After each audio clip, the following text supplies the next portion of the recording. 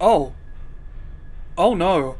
Hey everyone, remember Dino Crisis? I wish Capcom would. In this current age of unnecessary remakes, it's honestly kind of shocking that Dino Crisis hasn't been plucked out of the distant past and dropped into the present for another go-around. Not that the game really needs a remake. I wasn't at all surprised to discover it still holds up perfectly well on its own. Going back to games you played as a kid is always a coin toss, but Dino Crisis was exactly as good as I remembered it being, even after not picking it up for over a decade. But of course it is. This game was my childhood. It was the first survival horror game I ever played, so I'm ever so slightly biased. There was never any doubt of me loving it now just as much as I did back in the day. But that's not to say it's flawless. Even through the rose-tinted glasses of nostalgia, there are elements of Dino Crisis that are better off left in the past, so let's talk about it. But before I get my hands into the guts of this game, we need to get it working. If you live in North America, you might still be able to grab it off PSN for the PlayStation Free. I don't know though, because I can't access American PSN to check, and it's certainly not available in Australia. You can buy the soundtrack on Steam, but not the rest of the game for some reason. Which really just sums up Capcom's opinion of the franchise, doesn't it? It really is the red-headed stepchild of survival horror. I bet we get a Haunting Ground remake before Capcom even thinks about a Dino Crisis re-release. So while I was editing this video, it was announced that the original Resident Evil trilogy is getting a faithful re-release on GOG, and it's not a Haunting Ground remake, but I kind of feel it proves my point, right? We really are going to get every single other survival horror game before Dino Crisis comes back. Don't get me wrong, I love the original Resident Evil trilogy too, and I'm happy the games are being preserved, but come on Capcom, throw me a freaking bone. Give Dino Crisis a proper re-release, and Haunting Ground for that matter. I actually managed to track down a physical copy of that game in 2019, but my PS2 died before I could get around to finishing it, and I want to play it! I want to play it! Thankfully, the fine folks behind Resident Evil Rebirth have got us covered. Dino Crisis Rebirth is a fan update of the PC port that runs pretty well on modern systems, although it too is not without its problems. Adding widescreen to the game is great most of the time, but it does result in some awkward angles where you can catch a glimpse out of bounds. There were one or two moments where the wrong model loaded in, or a new model appeared where it shouldn't have, or a voice line wouldn't play, but these moments were so few and far between that they're barely worth mentioning beyond this paragraph. One bug that I only experienced on one machine was that some of the background ambience just wouldn't play, but it wasn't a problem on the computer I used to record the game, and I have no idea what caused it. I only experienced one crash, and it wasn't even during gameplay. Overall, the benefits of Dino Crisis Rebirth far outweigh the negatives. It even gives you the option of playing the original Japanese version with 30 continues, or the Western version with 5, and different item placements and puzzle solutions. The recordings you're going to see in this review are of the original Japanese configuration, but I did play another round on the Western version, labelled here as Arrange mode, and both ways are great. As the PS3 itself fades away into history, Dino Crisis Rebirth is the best way to play the game in 2024. Also, this review is going to spoil pretty much everything about Dino Crisis, and even a little bit about its sequels. So if you're a fan of survival horror or dinosaurs and have never given it a go, please do that now, you owe it to yourself. The video will still be here when you're done. There's also going to be some flashing lights that I couldn't really edit around, so if you see this big red exclamation mark in the top right corner, that's your warning. It'll appear 10 seconds before things start to flash, and come with a timestamp to skip to underneath. Also, stick around till the end of the video for some news. Let's get to it. It's kind of impossible to talk about Dino Crisis without at least mentioning its relationship to Resident Evil. The two franchises are often referred to as siblings, and that's not surprising. Not only were both games published by Capcom, but both Resident Evil and Dino Crisis were directed by Shinji Mikami, though Shu Takumi did a lot of directorial work on the latter too, which we'll get into eventually. If you look at Mikami's body of work, especially in the survival horror genre, Dino Crisis is a hugely important stepping stone between the slow-paced, dread-based classic style of the late 90s and the much faster, frantic, terrifying style that would come to prominence in the 2000s with the release of Resident Evil 4. Everything about Dino Crisis is faster and meaner than the two Resident Evil games that came before it. The combat is much more intense and frenetic. The story is as morally grey as the research facility in which the game is set. You can even find the distant ancestor of QuickTime events hidden in the code. It's only Resident Evil 3 that really matches Dino Crisis in terms of pacing, and that's only really thanks to the titular nemesis and a couple of surprisingly similar plot beats. I don't want to spend this entire video comparing and contrasting Dino Crisis with the original Resident Evil trilogy, even if it's an association on which the game was sold. It's often said that Dino Crisis was marketed as panic horror,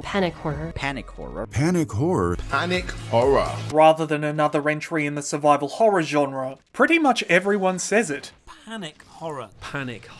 It's even on Wikipedia. But in my research, I couldn't actually find any examples of an ad or an interview actually making that distinction. Objection!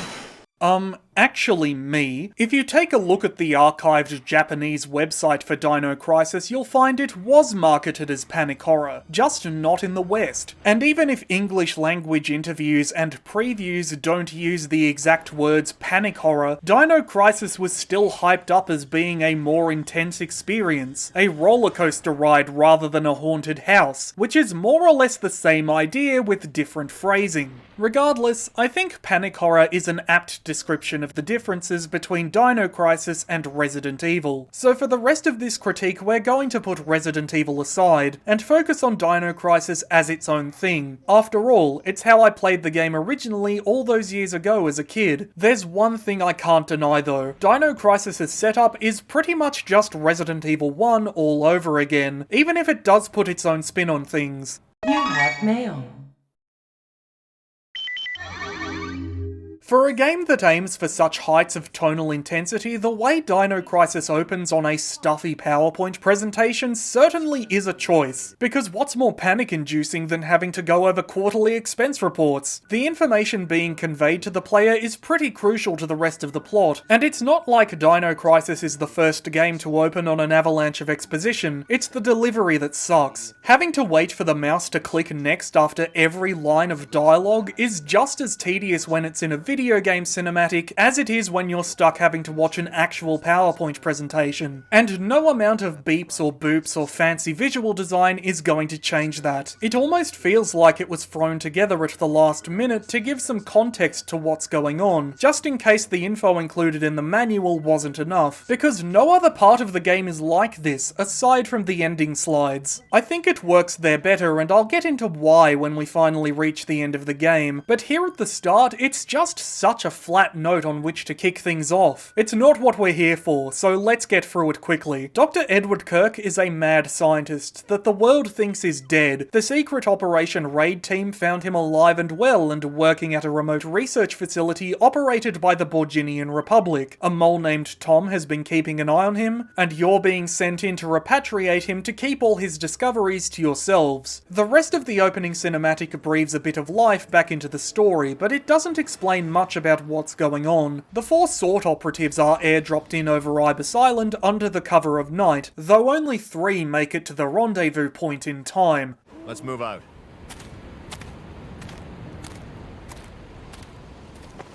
What about Cooper? Forget him. Time's up. Man, I hope the other guy's alright. Cooper's a professional. He can handle himself.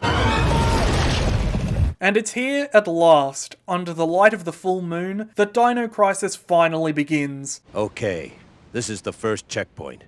Playtime is officially over, kiddies. The rest of the opening quickly sets up each of the 3 leads and the situation they've parachuted into. Gale is the team leader, a no-nonsense shoot first ask questions later kind of guy, who values completing the mission above all else, even other human lives. Rick is the wisecracking computer guy. You'll usually find him hanging back at a security checkpoint or control room trying to open the way to the next objective, but that doesn't mean he's unprepared for combat, or willing to put his life on the line to save someone else's. And then there's Regina, our lead, who sits somewhere between the two. She's just as invested in completing the mission, but she's not above cracking a joke or two along the way, and depending on how you play her, she can be far less callous when it comes to other human lives. These people have personal and professional histories with each other, and that comes across in the writing and performances.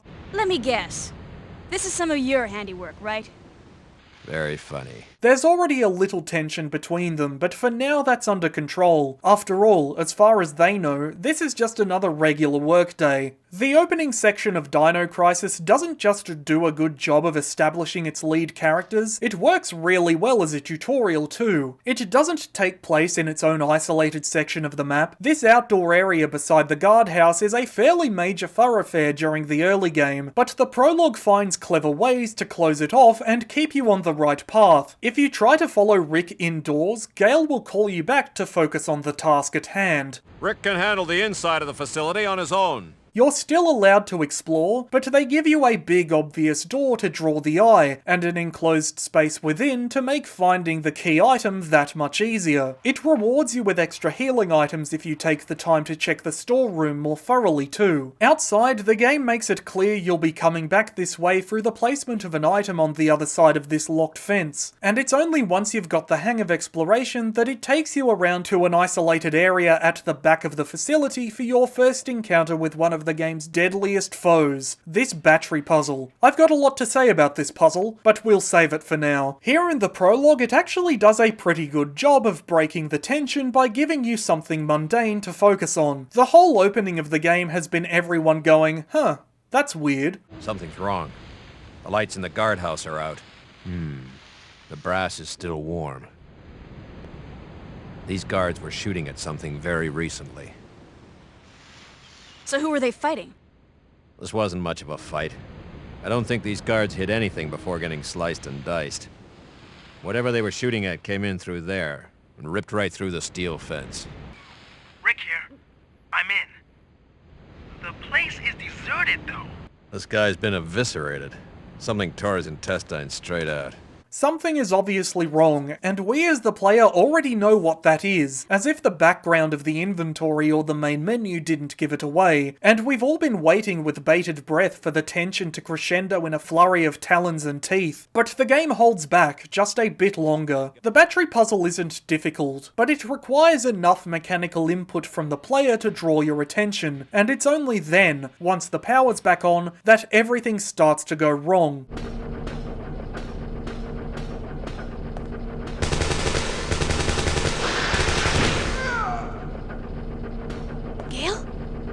And it's still a subversion, because in any other survival horror title, hell, in any other work inspired by Jurassic Park, you'd expect a spooky, scary raptor to pop out from behind some cabling, but instead it's Gale who gets grabbed off screen, and if he couldn't survive an encounter with whatever's outside while brandishing that huge fuck-off machine gun, what chance does Regina stand with her itty-bitty pistol? Outside you find a trail of blood and a hole in the fence leading over the edge of a bottomless cliff. Gale is nowhere to be seen. Gale! Even the corpse from before has been dragged away, and then, at last... What is this? Disregarding the mechanics of combat for now, this first encounter with a raptor very quickly establishes just how fucked you are as a player. They're bigger than you, faster than you, and definitely stronger. This is the kind of enemy any other survival horror game of the era would only throw at you toward the end of the second act, once you've got a handle on the controls. But here in Dino Crisis, it's your starting threat. You can try to fight it off, you do have just enough handgun rounds to take it down, but the strength and speed of the thing makes it wiser to run. Stand your ground, and there's no chance you're not walking away without at least one severed artery. And while running might be the wiser option, it is by no means safer, because what is a chain link fence to a raptor? It's only once you get to the facility's backyard that it gives up the chase, and then Regina has to make a very awkward call to Rick. Good news. I got the control system back online. What's the situation over there? It's Gale. I lost him. So what's the bad news? Did you run into some guards? You're not gonna believe this. He was attacked by some kind of dinosaur. Now that's a good one. So, who was it? Barney?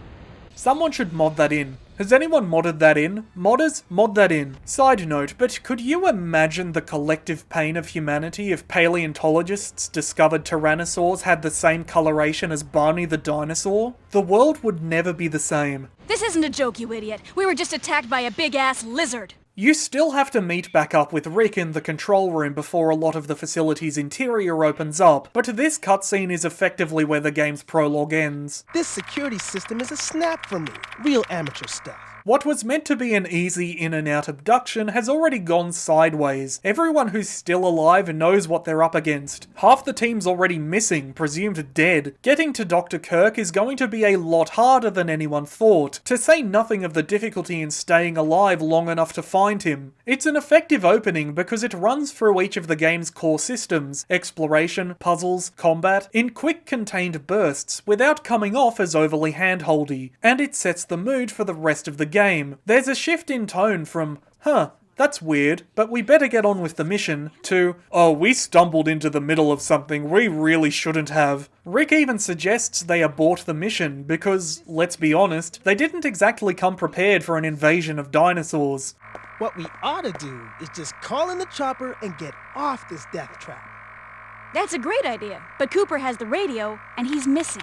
Well, misadventures aside, it makes sense you'd give the radio to him. Cooper's a professional. He can handle himself. With no way out, Regina and Rick agree to carry on with the mission. You've got most of the above-ground facility to explore, but a lot of the building is still blocked off by security shutters and locked doors. It's not exactly sprawling, but neither is it claustrophobic. You're given just enough area to explore that it feels substantial without coming off as overwhelmingly large. It's a very dense kind of level design, and it's a style the game adheres to from start to finish. Each beat of the plot has you exploring through a new part of the base that has always been in close proximity but never previously accessible. Survival horror games, especially the classics, live and die by the quality and progression of their exploration, and Dino Crisis might be one of the best examples of the genre, even if the environments can be kind of bland visually sometimes. The more of the facility you explore and open up, the clearer it becomes how everything fits together. This is not some strange gothic puzzle box, it's a top secret research laboratory with lecture halls and office space, and human necessities like toilets, and dormitories and bars. There are very few choke points or strange design decisions, and even when those things do pop up, it's almost always justified, though not excused, through the plot or the backstory. Even areas that feel separate from everywhere else in the game are connected in clever ways to other sections of the facility. If you come across a door, at some point you will be able to go through it. Take level B1. You can reach it through the cargo lift around the outside of the facility, through a side door in the backup generator room right by the starting area, down the stairs at the end of the control room hallway once Rick lifts the security shutter, or through the elevator behind the main entrance hall. But it's only once you've gone through each area for the first time that these shortcuts actually open up, so you're always kept focused on the current objective in the area where you're meant to complete it. And if you do have to backtrack through an old section of the base, you're usually told explicitly where, either through dialogue or by the map itself. It's rare that you'll come across a room with only one purpose too. Just about everywhere in the game has an item or a puzzle or a set piece to engage with. Even hallways meant for transit will usually have an item or enemy encounter to spice things up, and almost always an extra door that you'll have to come back later to access. This is a serious nitpick in general on my part, but often in survival horror games I wonder how the NPCs get around all these locked doors and strange puzzles, but in Dino Crisis the level layout makes enough sense that I just never questioned it. Rick bypassed the lasers and locked doors on the way to the control room by crawling through the vents. Gale got past this lockdown by diving under the shutter before it could close. Yeah, Gale's not dead, spoilers by the way. Jumping ahead to the late game, one of the endings involves finding your way to this helicopter secreted away at the very bottom of the facility, and I was shocked to discover there are actually 3 ways to reach it, mostly because each of them are on completely different sides of the final area. And to top it off, each of the 3 ways explains how the other NPCs get to that heliport for the ending. Ibis Island might have some wild science fiction elements in its layout, but it's still grounded in real-world architecture. Much like any large building in real life, once you unlock all the the doors and turn off all the security systems, you can pretty much get to anywhere in the facility from anywhere else in a couple of minutes. Contrast that freedom to here at the game's beginning, where the building feels closed off and actively hostile, though not on a personal level. Man-made security systems like shutters and lasers were what the team came prepared to handle, and as soon as Rick gets them in the green, Regina can use them as another tool against the dinosaurs. Your prehistoric enemies might be able to figure out a door handle, but good luck turning off a fucking laser grid with those claws. It's great verisimilitude that the security systems are all on too. They were a last-ditch effort by the survivors of the dinosaur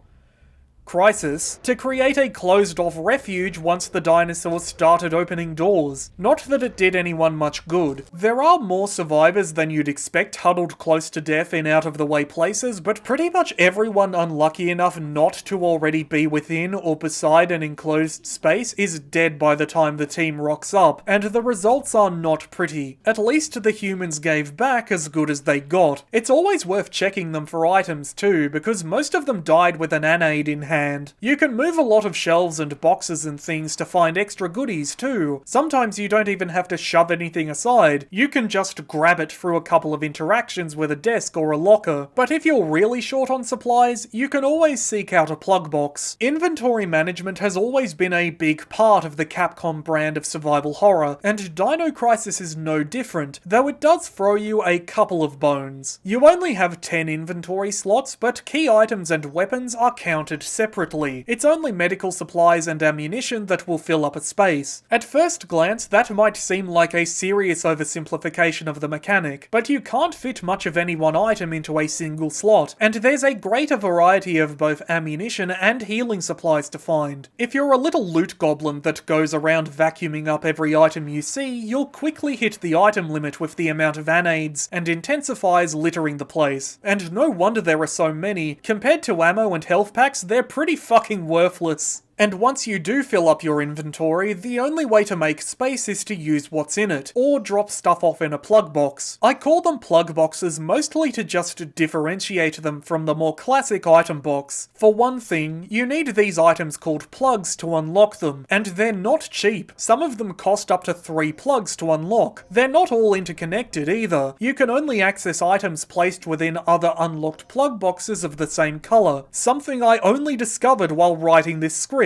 I've been playing this game for over 20 years. What the fuck? Anyway, you can only store or withdraw ammo and healing items, so you'll never lose anything important between the boxes. They're also located all over the place. A couple can be found in safe rooms, but most of them can't, and they often travel in pairs too. I'm pretty sure the different colours determine what you'll find within them as well. Green boxes will give you smaller amounts of weaker stuff, but red boxes will throw grenade rounds, shotgun shells, poison darts, and resuscitations out like it's nothing. Overall, the inventory system is a bit finicky to use because items don't naturally stack unless picked up off the ground. So if you've got one slot filled with 5 shotgun shells and another filled with 1, you need to manually open the menu and select the sort option to group them together. And if you try to stack something out of a plug box by withdrawing it directly onto an item of the same kind, it'll just exchange the two. You'll need to free up an extra slot in your inventory so you can sort the two together. Given you don't have to juggle key items and weapons on top of all that, I'm going to let it slide, but I understand how it could still be frustrating, especially when you can easily cycle between the two different inventories by accident. In general, the inventory system feels a bit like it's trying to reinvent the wheel. I like the added complexity of the plug boxes and the little gamble you take each time you open one, but it does add on a lot of busy work that other games in the genre more easily avoided. Another aspect of the game design that feels needlessly reworked is the save system. Throughout the facility there are certain rooms where you can save your progress and be certain of sanctuary from rampaging dinosaurs, but it's not a mechanic integrated into the gameplay. You just get the option every time you go to the door, and I do mean every time. The only instances you won't get the prompt when exiting the room is right after loading a save. You can save as much as you want, and that's fine. Dino Crisis Crisis is challenging, removing a hard item-related limit is probably for the best, but tying the option to interacting with the door itself, rather than a special computer terminal or recording device, does get tiring after a while. Save rooms are rarely in little out-of-the-way corners of the map either. Most of them sit right in the middle of things and have 2 or more exits. If you're lost and running around in circles, it sucks to get prompted for a save when you're just trying to figure out where the fuck you're meant to go. I think Dino Crisis 2 got it right making the save system an option on the shop terminals. Like I said before, I think Dino Crisis is actually pretty good at telling the player where you're meant to go, and the game even gives you some leeway in the order you can complete certain things, or multiple options on how to reach certain areas, but there are 1 or 2 moments where it absolutely fumbles the pacing, and because each new area of the facility is relatively small, it fucking sucks when you fall out of step with where the game is trying to get you to go. It's a kind of frustration born from a perceived lack of options rather than one raised by having too many. To add insult to injury, sometimes there are optional puzzles to solve as well, like this safe in the bar, and while gun upgrades are always welcome to find, if you're stuck on a section and feel frustrated because there doesn't seem to be anywhere else to go, it's fucking miserable to discover you're still no closer to the solution than you were before. Dino Crisis took me years to beat as a kid because I was new to the controls and I was terrible at solving puzzles, but even coming back to the game now, I still found myself lost once, and it was here in the early game. Dino Crisis lets you run a bit wild in this section of the building. You can go upstairs to check the head offices, you can grab a bunch of key items here and there, but once you run out of places to explore, eventually it expects you to end up at this door right at the back of the entrance hall. The door is locked. You need a couple of items in order to start the puzzle to get it open, and I feel as though the game expects you to have them both when you finally go to try the handle. It's in an out-of-the-way place. The door doesn't exactly draw the eye like the other exits or the staircase. It's meant to be the last thing you find in this room, but the cutscene plays whether you have both items or not, and the way forward opens regardless. You can get to the training room through the vent above the toilets just down the next hallway, now accessible thanks to Rick turning off the security lasers. It's not actually necessary to unlock the door in the entrance hall to complete this current objective, but eventually you will have to go through it, and when that time comes, the game will have moved on from giving you hints about how to open up this area of the map. By that point, it'll be more interested in telling you about the next one, which is, of course, locked behind this door.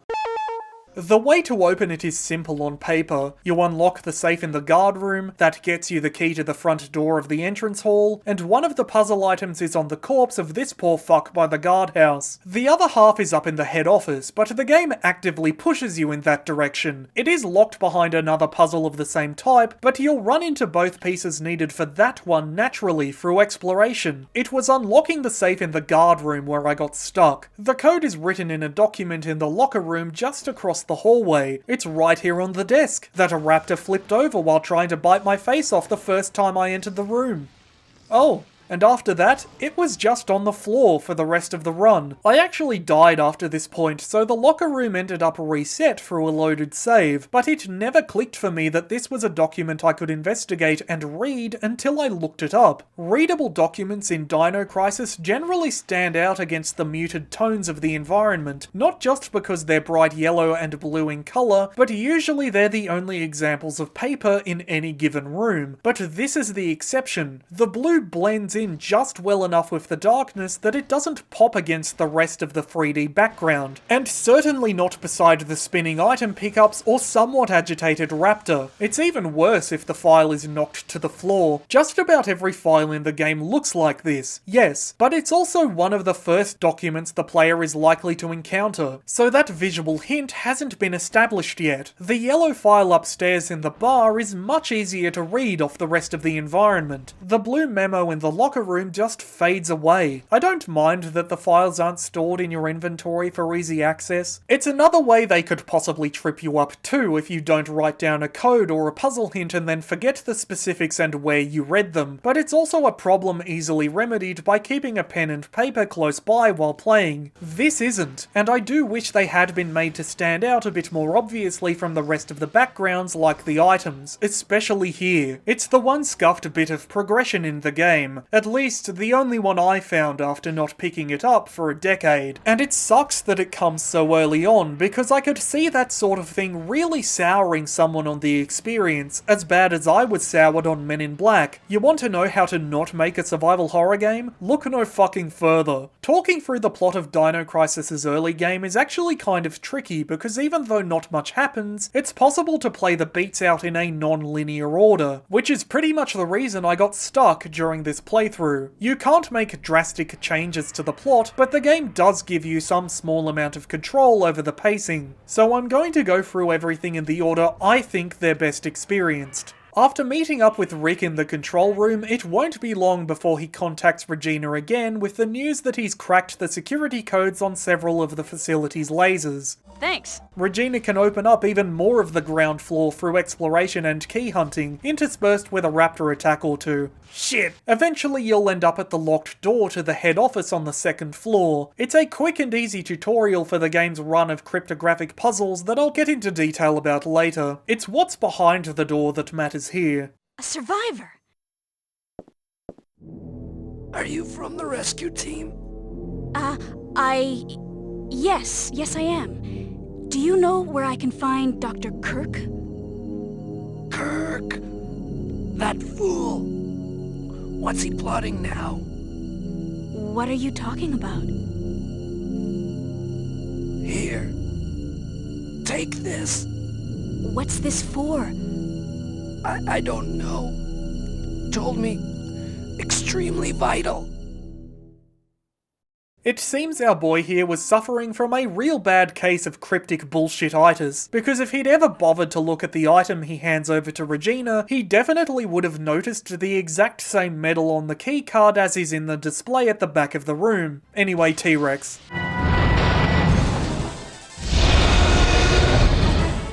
The spectacle of the T-Rex smashing through the window is great. Dino Crisis has already done a fantastic job of creating a contrast between its prehistoric monsters and the sleek modern locations into which they're placed, but this is on another level. Nothing about this room suggests boss fight. It's about as far from an appropriate set-piece arena as you can get, and that's why it's such an effective moment. It's just such a shock. Mechanically it's kind of underwhelming, but I think the attack still works because the point isn't to provide a complex combat challenge. The point is to corner the player the same way a cat corners a mouse. To have a big scary monster crash through the walls and scare the shit out of you. To have you fumbling to equip an appropriate weapon if you're still rocking the handgun. Or to have you scrambling to slip by and out the door while the Rex works its way deeper and deeper into the room. Though at least Regina keeps her cool. Oh, you've got to be kidding me. Raptors might be able to jump fences and open doors, but the Tyrannosaurus Rex can open walls. Concrete and steel are more of a suggestion than a barrier to something of this size, and if the Rex can find you here up on the second floor, it can pretty much get you anywhere. It's a great introduction to the game's main villain, made even better by the fact it can only be triggered by the player. It's not something that automatically happens when you go behind this desk. You can leave the room and come back later if you choose to. You can pretty much go half the game without having this encounter, but the Rex will always be there watching, waiting for you to stumble into its trap, and that's the genius of it. It's effective your first time through because it's so unexpected, but if you don't know what triggers it, its absence on a repeat playthrough can be just as nerve-wracking. And that uncertain timing elevates it from a cheap jump scare into something a little more clever. If you're curious as to what triggers the Rex attack, it happens after you interact with the metal display, whether you complete the associated puzzle or not. So I guess our boy was probably better off not knowing what the key chip was for. If not for his cryptic bullshit-itis, he would have been eaten alive instead of scavenged like carrion. No one tell Robert Backer. Whether or not you complete the metal puzzle right now doesn't really matter. What's important is the DDK disc spinning on the mantelpiece. I'm pretty sure it's picking up this item, or its sibling on this poor dead fuck outside the front door, that triggers this cutscene in the entrance hall. At long last you have some direction on where to go and what to do, and like I mentioned before, you've even got multiple ways to get there too. Whether you make your way to the lecture room hallway through the bank of elevators, or via the vents above the toilets, the second you arrive, a couple of raptors will rush in to ambush you. Inside the lecture hall, things are a little less chaotic. There's no one about, but at least there's a key to the basement's backup generator.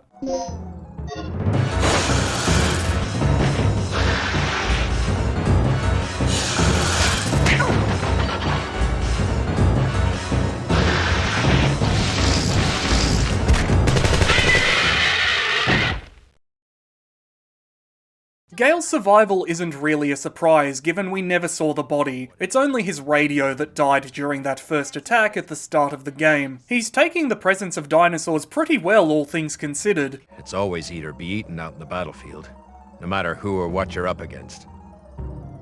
Any word on the dock yet? But what I find funnier is that he just calls them lizards before Regina tells him they're dinosaurs. What is it? Another lizard? That's no lizard. It's a dinosaur. Dinosaur? And he seems confused, which begs the question, did Gale think these things were native to Ibis Island? Are lizards of unusual size just a thing you have to deal with in this world? You know what? Given the events of Dino Crisis 2, maybe. This could be incredible unintentional foreshadowing. Who knows? I've got to hook up with Rick again. My radio's dead and he's the only one who can fix it. The game pushes you to go get the other backup generator online with the key at the front of the lecture hall, but what's fun is that if you return to the control room instead, you will actually find Rick fixing Gale's radio, right before they both tell you to fuck off and go turn the damn power on. But there's no power down there, right? Not yet. That'll be your job, Regina. Restore the power to the underground area.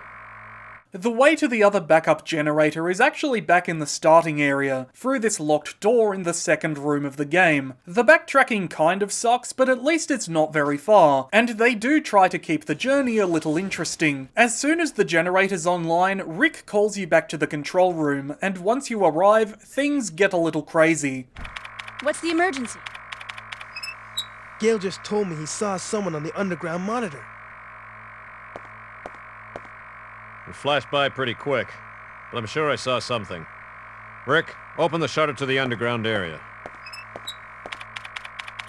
What is it? It's a distress signal from one of our team members. It must be Cooper. Nah, I don't think so. Cooper's a professional. He can handle himself.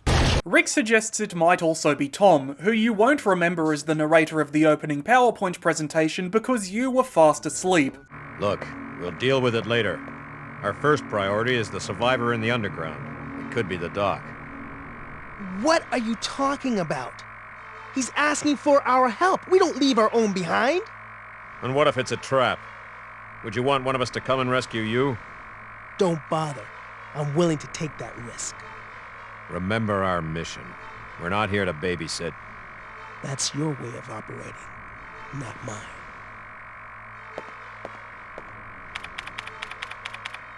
All right, you have your access to the underground, Gale, so get moving. You handle your things your way, I'll handle my things my way. That punk is really starting to get on my nerves. After the cutscene ends, you're presented with a choice of whether to join Rick in responding to the distress signal or follow Gale in searching for Dr. Kirk on the lower levels. This is the first of 4 times where the game will make you choose between Rick and Gale, and it presents them all as huge decisions with long-reaching consequences, but only one of them, the last of them, has any real impact on the story. The rest of the choices are better described as rocks dividing the flow of a river. You'll get to see the shore a little differently depending on which side of the rock you choose to travel. Things might be a little easier, a little harder, but the current will still take you to the same place on the other side. They do provide slightly different experiences. This first one absolutely changes the pacing for the game's second act, so in that regard they do add some replay value, but they're never really brought up in conversation again after you progress beyond that point in the story. I didn't bother to test this because I'm pretty sure I just made it the fuck up, but I have very, very vague memories of being locked into Rick's path for the final decision in one playthrough from back when I was a kid because I'd chosen his side of the argument at every other point in the game, which, if true, does give the prior choices a bit more weight. If not, it should have been included to give the prior choices a bit more weight. It doesn't help that there is a correct decision for the first three, and it's not even a competition. The third one is so skewed in Rick's favour that I genuinely forgot it was a choice at all. I'll talk through what I feel are the better options as we come to them, but for this first decision, it is without question Rick's. It has better pacing, it has better writing, it's just better. To start with, it takes you back outside along some cliffs, which is a very welcome breath of fresh air after spending so long cooped up indoors. You start off only a couple of steps behind Rick, but it's easy to get held up on the way by a few curious dinosaurs. How did he get past this? Rick, I know you're a compassionate guy, but it wouldn't fucking kill you to pull the trigger of that fuck-off huge rifle you've got once or twice on your time-critical rescue mission. Things get even worse once you reach the large elevator with the arrival of the game's second enemy, Pteranodons. It's a really cool introduction. I love the way Regina drops whatever weapon she's got equipped when the Pteranodon knocks her over, but beyond that, they're just kind of shit. Losing your gun is absolutely an effective way to freak the player out on a first playthrough, but it's a trick that only works once. The first time this happens, you'll be screaming across the large elevator to retrieve the dropped weapon, but on repeat attempts, you can just preempt it by unequipping whatever piece Regina's packing before entering the room. Not that you even really have to bother. The Pteranodons are slow enough in attacking that you can grab it and be on your way without much fuss. Tom, can you tell us what's going on here? Kirk's insane. His experiments have nothing to do with energy development. Tom! Here, take this.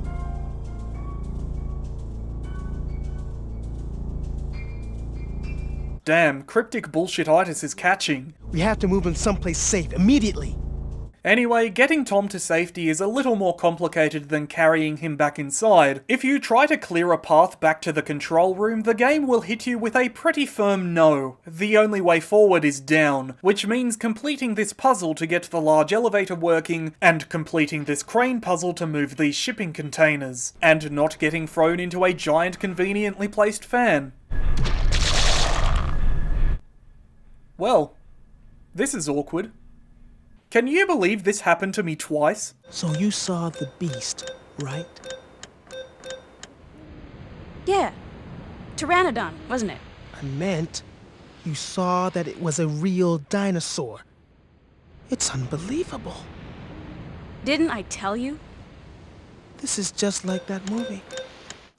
Actually, Rick, neither Jurassic Park nor The Lost World featured Pteranodons. The second film had a couple of Geosternbergia, but those are completely different animals. And it wasn't even a prominent appearance because the action set piece written around them got cut. So at the time of Dino Crisis's release, it's actually nothing like that movie. Objection!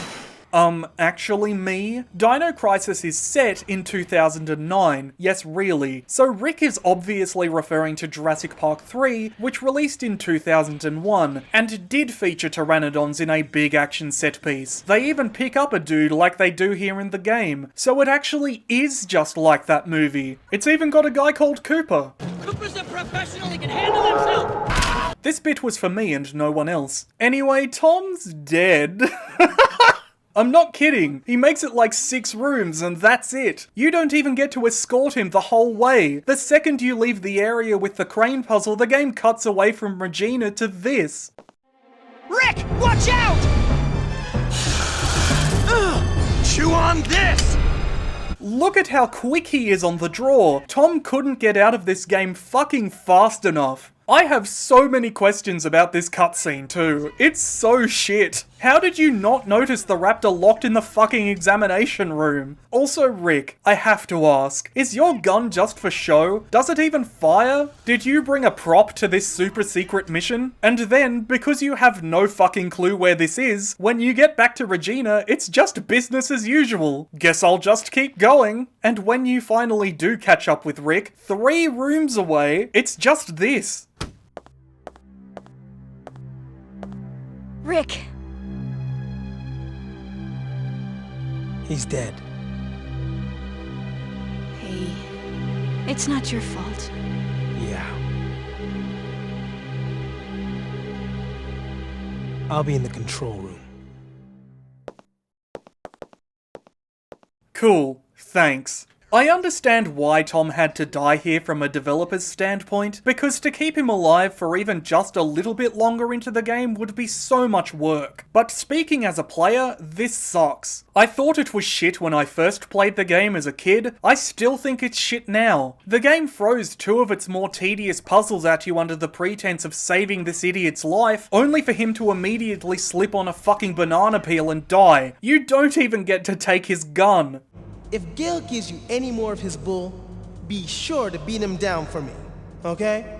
Yeah, whatever happened to that guy? How the fuck did he get behind the shutter? If instead you choose to follow Gale in search of Dr. Kirk, you travel through the underground in the opposite direction. Instead of the medical clinic being the last room you come across, it's one of the first. Oh, that's disgusting. Nobody said anything about compies being in this game. Gale and Regina actually catch up to Dr. Kirk pretty quickly.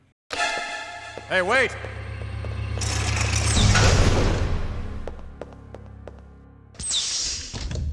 Oh, that's how he got behind the shutter. Regina's not so lucky though. She'll need to find a way to access the lift on the other side. The underground area loops around to one of the backup generators, which itself loops around to the cliffside path you take at the beginning of Rick's rescue mission. In fact, once you reach this door, you'll get a radio from Rick to say Tom's already dead, and he's already back in the control room.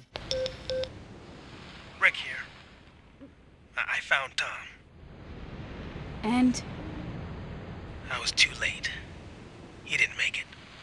After that, you still have to go and get the large elevator working because Tom's corpse has one of the key items you'll need for the next area, and the cliff still collapses under Regina's feet if you try to return to the underground through the backup generator room. Getting the large elevator up and running is the actual reason the game sends you out here, regardless of whether you side with Rick or Gale. It is surprisingly important to the plot. The third act can't happen without it, but it's only in Rick's route here at the end of the first act that getting the stupid thing working feels like a natural part of the story. Tom's on the verge of death and there's no way back to safety. Of course Regina's going to do whatever it takes to get him out of harm's way. And if she just happens to pick up a couple of plot critical items and complete a couple of plot critical puzzles along the way, then that's just a bonus. By contrasting, Gale's route having to trek out to the large elevator is just an annoying tangent. I just did it during the recording on automatic, but thinking back on it, you don't actually need to complete this area to get behind the shutter. You'll have everything you need to access the normal elevator as soon as you pick up this ID card in the medical examination room.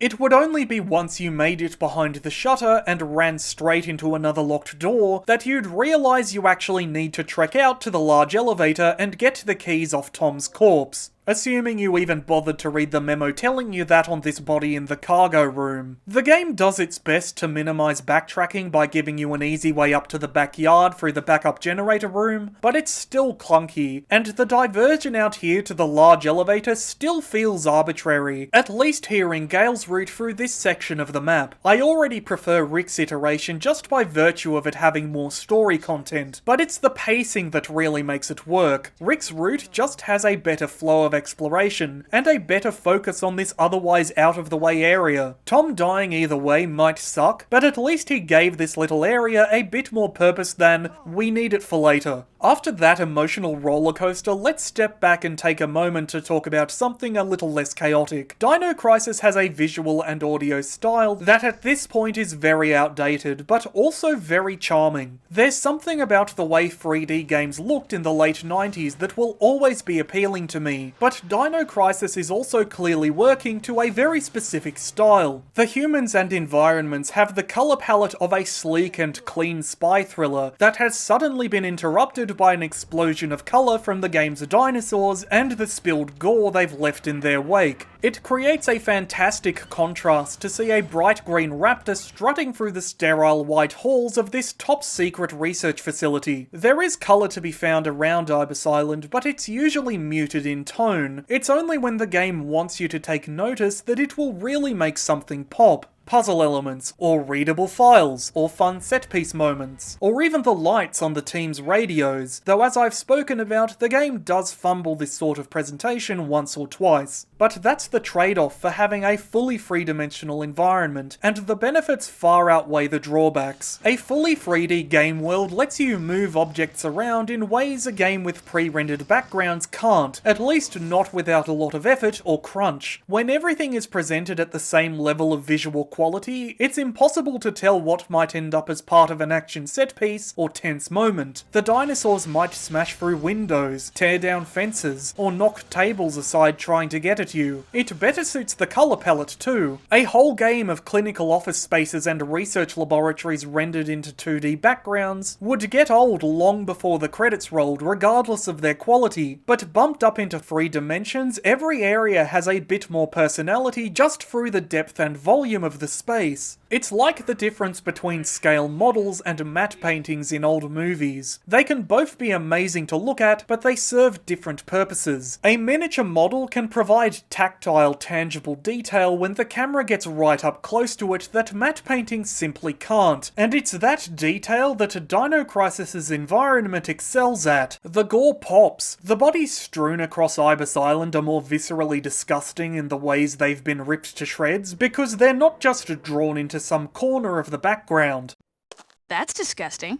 Big industrial machinery like the third energy generator is given weight and presence. Don't get me wrong, I love a classic 2D pre-rendered fixed camera angle. I dedicated a whole section of my Men in Black critique to defending them against haters, so I won't repeat myself here, but they need to be carefully matched to a game's tone and visual design. They work better in games with slower pacing, with slower combat rhythms, where the aim is to build dread rather than terror. Dino Crisis pits the player against flesh and blood monsters rather than undead or supernatural threats. These things are alive, they're hungry, and they're fucking fast. There's an urgency to every combat encounter, and the plot overall, that is just better served by more active, dynamic camera work. Which is not to say Dino Crisis is an over-edited mess of whip pans and fast cuts. The blocking and focus of the cinematics is always clear, and in general gameplay, the camera keeps things centered on Regina. It's the way that it moves which is effective. A low angle to mimic a predator sneaking up on unsuspecting prey. A high angle to show just how small you are against your prehistoric enemies. It matches the rhythm of combat. It matches the faster pacing of the game overall. And it absolutely nails the feeling that you're being hunted. Plus, it makes the static shots actually stand out, like this distant angle in the third energy generator that helps convey the sheer scale of the thing. There's real artistry in the game's cinematography too. Letting the camera move greatly increases the chance that you'll end up confusing the player in regard to where they are and what's going on. It's bad enough when that sort of thing happens in films, but in games, where you're an active part of what's going on, it can make or break a title. Ahem. But there was never a point in Dino Crisis where I felt the camera got a little turned around or confused. The way Regina is always kept in the center of shot maintains the flow of action and keeps you from having to reorient yourself after every single cut. There's a great spatial continuity, and on the few occasions where she isn't the focus of the shot, it's usually in areas without any enemies. But all that can't change the fact that an office is an office, a laboratory is a laboratory, and an underground corridor is an underground corridor. The environments look great, but there's a serious lack of variety that comes dangerously close to outstaying its welcome. Trips outside are so refreshing to encounter just by virtue of the fact they're so rare, but they never last very long. In fact, the trek out to the large elevator is the most time you'll probably spend beneath the moonlight. The striking dichotomy of these ancient monsters within such a recognisably modern setting is a huge part of the game's horror, but that doesn't make the locations within the facility walls any more varied. You learn later in the game that part of Ibis Island has been replaced with a large chunk of prehistoric jungle, and it's such a missed opportunity that you never get to travel through it, if only for the visual contrast it could have offered. At least there's a lot of fun science fiction machinery in the areas you do go through. As for the characters, they're great. No notes. Regina, Rick, and Gale are all operatives of sort, and this is a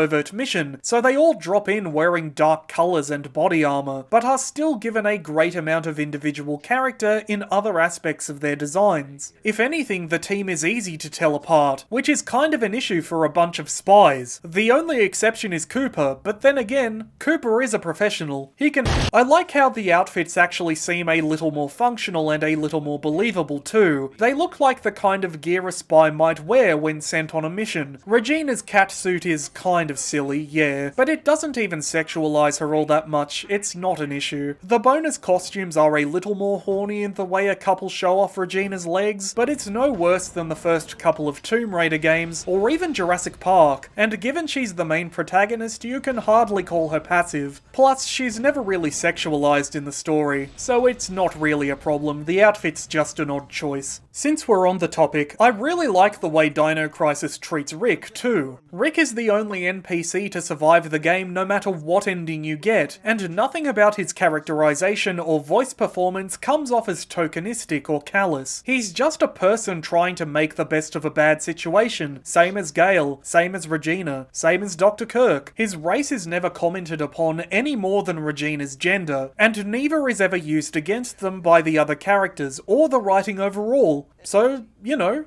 good job, Dino Crisis. Beyond the free leads, all the NPCs you meet are researchers working at a laboratory, so the white coats and jeans make sense. Especially once you learn the dinosaurs caught pretty much everyone off guard after Dr. Kirk's third energy experiment earlier that night. Dr. Kirk himself looks a little silly with his anime pretty boy hair, but otherwise he just comes off like a normal guy. The dinosaurs look great too, though they're not exactly paleontologically accurate. They may be too big and not have any feathers and look malnourished, but that doesn't make them any less effective as monsters. I especially like the T-Rex, although its big tongue and wonky eyes do look kind of silly. At least their animations are great. The human characters move with the kind of stiffness that you'd expect from the PS1 era, but the dinosaurs flow like water. They have a great variety of animations, and all of them give the animals such a dynamism that sells the threat of their size and speed. They're even able to pass that fluidity onto Regina whenever she gets attacked. The way she ragdolls about when caught in the jaws of a rampaging raptor, or bounces across the floor when thrown off her feet, is a far cry from the awkward leans and flinches exhibited by earlier survival horror protagonists. The technology wasn't quite ready for detailed facial expressions yet, but I think the animators did a pretty good job of conveying emotion and intent through small movements in the human characters despite the animatronic stiffness whenever they walk around. Little head turns or nods or sharp gestures of the arm, that sort of thing. It's very over the top, but it still gets the essence of the scene across, the same way actors of the silent era had to exaggerate their own movements for the camera back when film was in its infancy. The infamous door transitions return from Capcom's other horror franchise too, though they're a little different here given they're presented in third person rather than first. Given dinosaurs can follow you through doors, they're less of a relief than they might be in other games, but they still serve to break the tension if you're in a bad situation, and few of them go on so long that they outstay their welcome. If there's any aspect of the visuals I don't like, it's the pre-rendered cinematics that play every now and then. The in-game models just look better than their pre-rendered counterparts, and they move better too. There's some serious jank in the animation here. Characters either have too much detail or too little, and the T-Rex better resembles a plucked goose than its in-game counterpart. The only character that actually looks alright in these cinematics is Cooper, and that's just because he has no in-game model I can compare him to. Unless you count this blink and you'll miss it cameo in the ending slides, even then they didn't give him a face. On the other hand, the game's audio is great. The voice performances are all well acted and go a long way in giving these crunchy 3D models personality. Sure, some of the voice lines sound like they were recorded on toilet paper, But there is one small catch. and Gale feels like he has about 3 different actors. No problem. Go get those devices. Rick can handle the inside of the facility on his own. But it wasn't a huge issue for me. It's all part of the retro charm. The real stars are the dinosaurs though. The croaks and hissing of the raptors.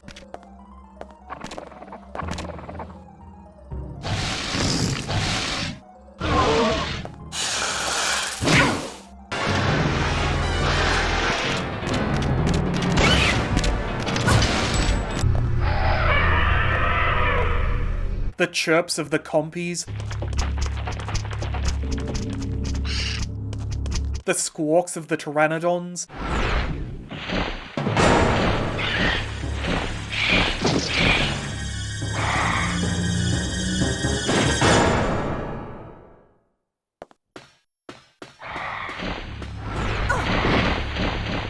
the roars of the Pharazenosaurs,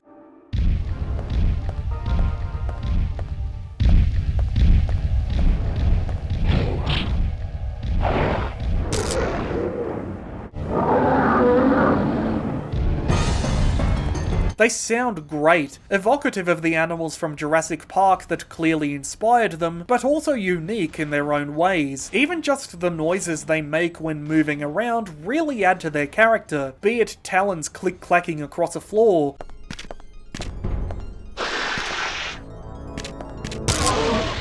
or huge crashing footfalls, or wings slicing through the air. The way the ground shakes whenever the T-Rex is around really gives it presence, though its roar is kind of weak and generic compared to the other dinosaurs.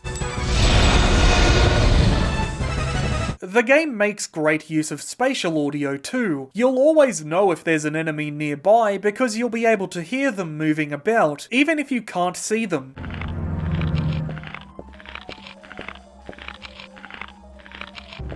You'll definitely know when they see you though.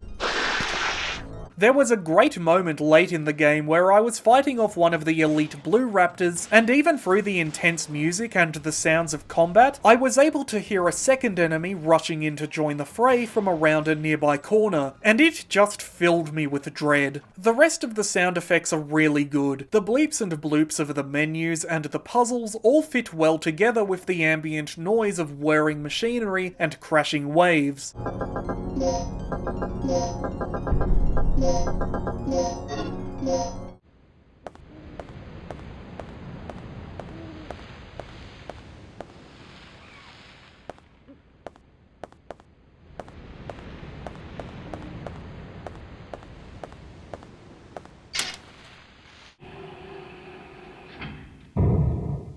Though the weapon sound effects do sound a little flaccid, even the grenade launcher could have been given a bit more punch.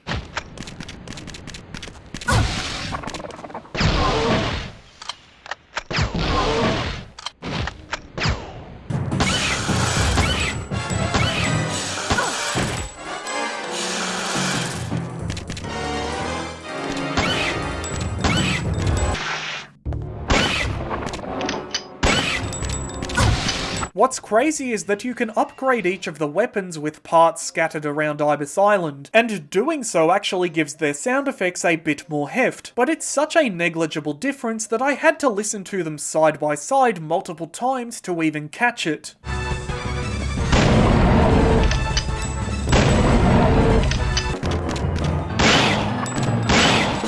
The fully upgraded shotgun should boom like a cannon to match its increased damage and speed, but it barely sounds any more powerful than it does when you first pick it up. The little ting of the bullet casings hitting the ground is very satisfying though. Where the sound design really excels is the music. It's a synthesized score, so it skews more into the science fiction aspects of the game than you might expect, but that's also kind of what makes it interesting. You see dinosaurs and you expect jungle percussion from the soundtrack. You expect horns and brass to evoke the size and presence of the creatures, and the score certainly has elements of those things, but they're interpreted through an electronic synthesizer, and the result is, for the most part, incredible.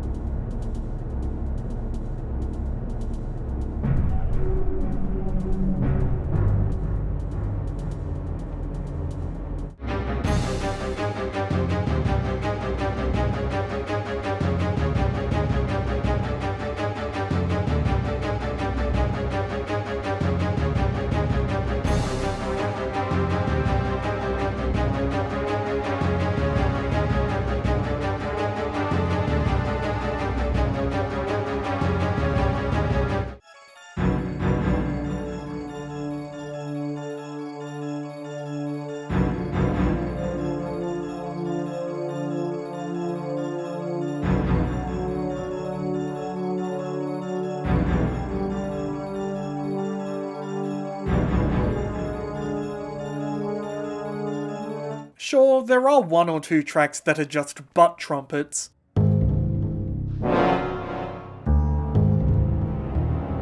The sting that plays whenever a Therizinosaur enters the room gets a little bit silly if you let it play out too.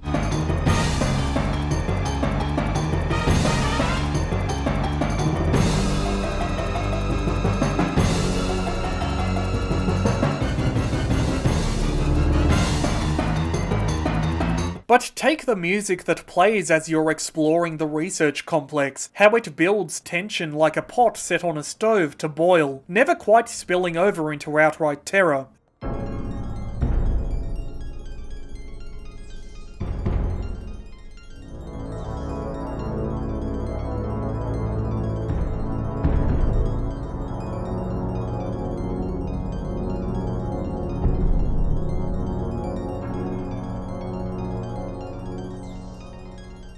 There's a low dread to them in the early game, playing up the feeling that you're being hunted. When you've got a clear objective, they even get a little militaristic. But the deeper you delve into the research facility, the more you learn about what happened, the more desperate the situation becomes, the more agitated and exhausted the music grows to match the tone.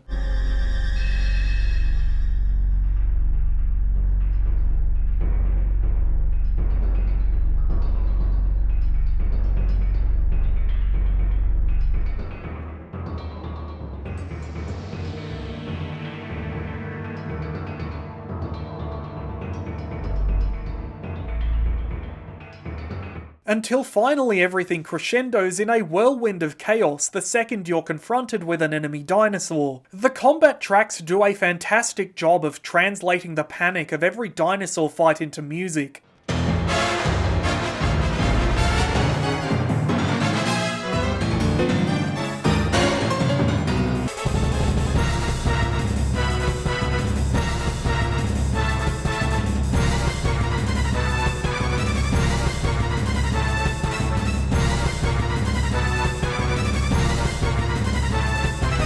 The encounters just wouldn't be as effective without them. Each dinosaur has its own motif that changes over the course of the game too. Even the 3 different iterations of the final boss have separate tracks to accompany them.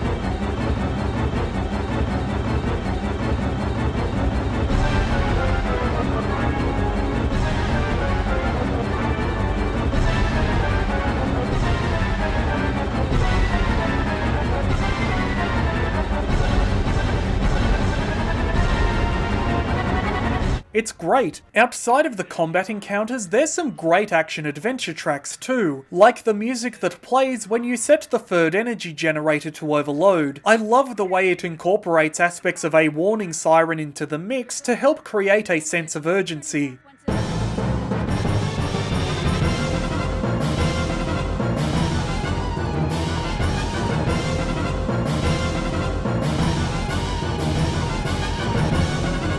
The music that plays on your way out of the research facility, both at the halfway point when you think you're on your way to an extraction by helicopter, and at the end when you've found your own escape route, really gets the blood pumping too.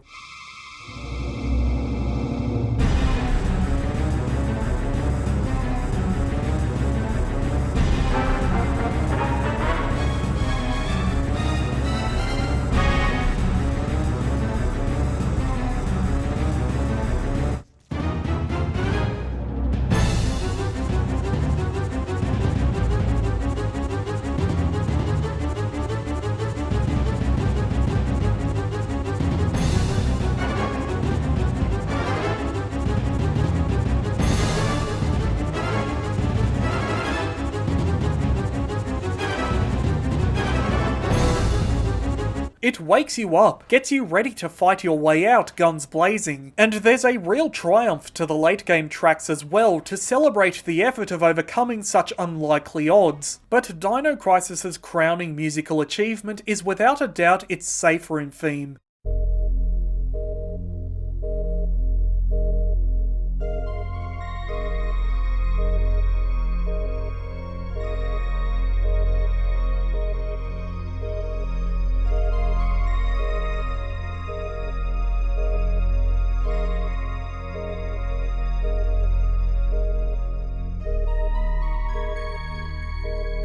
To break my own rule for a moment, Resident Evil's save room themes are wonderful in their own ways, but their relief is always accompanied by a mournful melancholy, an awareness that even though you've made it to safety, many thousands of others haven't. Not so with Dino Crisis's Set You at Ease. If Dino Crisis is a panic horror game, then it only makes sense that its save room themes sound like the beat of a heart at rest. There's no danger here. You can ease up, you can calm down. There's a forlorn quality to it, but there's also something hopeful, a soft but steady reassurance that you can keep going, even though right now you're alone. You made it this far, you can make it the rest of the way. It's fucking perfect. To the point that I think it's the only piece of music to make a return in the sequel, though don't quote me on that. Overall, Akari Kaida, Makoto Tomozawa, and Sayaka Fujita did a great job with the soundtrack. About the only criticism I have is that sometimes the mixing can be a bit wonky. The pre-rendered cinematics were especially guilty of this.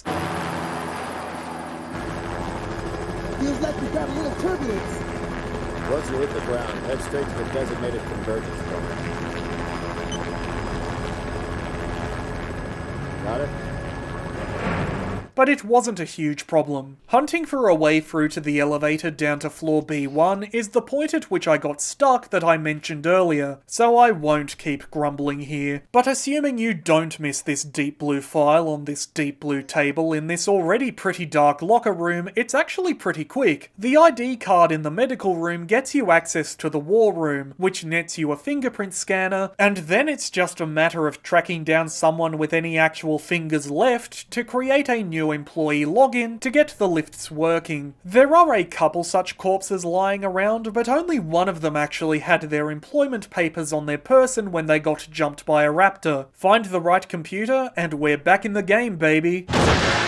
Uh-oh. The B1 laboratory is a dense run of combat and puzzles, the closest to claustrophobic the atmosphere gets. The looping run of hallways put the player at the mercy of roaming pairs of raptors, while the more specialized rooms are filled with puzzles and items to inspect. Everything is so close to everything else that when it does ask you to backtrack for a puzzle or plot point, it never feels unreasonable, with only one exception. At the end of the B1 laboratory, you'll find yourself stood before a locked door that requires 2 keycards to open. One of them can be found in the B1 lab, but the other is hidden all the way back up behind the metal display case in the head office. This is, potentially, the latest point in the game that Regina can have her first encounter with the Tyrannosaurus Rex, which would provide a little more narrative purpose to the backtracking and cap off the detour nicely. But given the set piece is triggered by player action rather than plot mandate, there's a decent chance it might just be a tedious slog back through an area you've already completed, rather than a huge surprise. Even if it hasn't been triggered, the Rex attack just doesn't fit well into this act of the story anyway, because it puts in 2 much more memorable appearances not long after. It makes more sense to have the Rex put in a surprise early appearance given the expectation that the game would hold back, in the same way its cinematic inspirations did. Having it appear so soon after the game's start puts the player on the back foot regarding when it might return. Having the set piece here in the mid-game, while potentially shocking, primes the player to expect more frequent appearances, given we're past the narrative point where it makes sense to hold back. And sure enough, its presence is pretty constant from the halfway mark onward. The moment just lands better earlier in the story, which is why I think the game pushes you to complete this puzzle so far in advance of when you'll actually need to. Plus, it just saves saves you time. If you do make it all the way to the B1 lab without grabbing the key behind the medal display, it's not like the game leaves you twisting in the wind. There's a nearby file that points a big flashing arrow at the head office as if to say, "This way, dummy." But that doesn't make the stretch of backtracking any more of a dead weight in terms of pacing. It just feels better to arrive at the puzzle with one of the key cards already in hand, to have that "oh that's what that's for" moment, to jump straight into the next beat of the plot by calling Gale over to help open the door to Dr. Kirk's secret lab. Prior to that, it's even possible to run across another survivor who's found sanctuary in an airtight gas chamber for some reason. Whatever works, I guess. You can accidentally kill the guy while trying to vent the gas out of the chamber, after which you can just grab the key chip off his corpse, but assuming you don't suffocate the poor dude with fart gas, he holds on just long enough to tell you this. You're gonna be okay.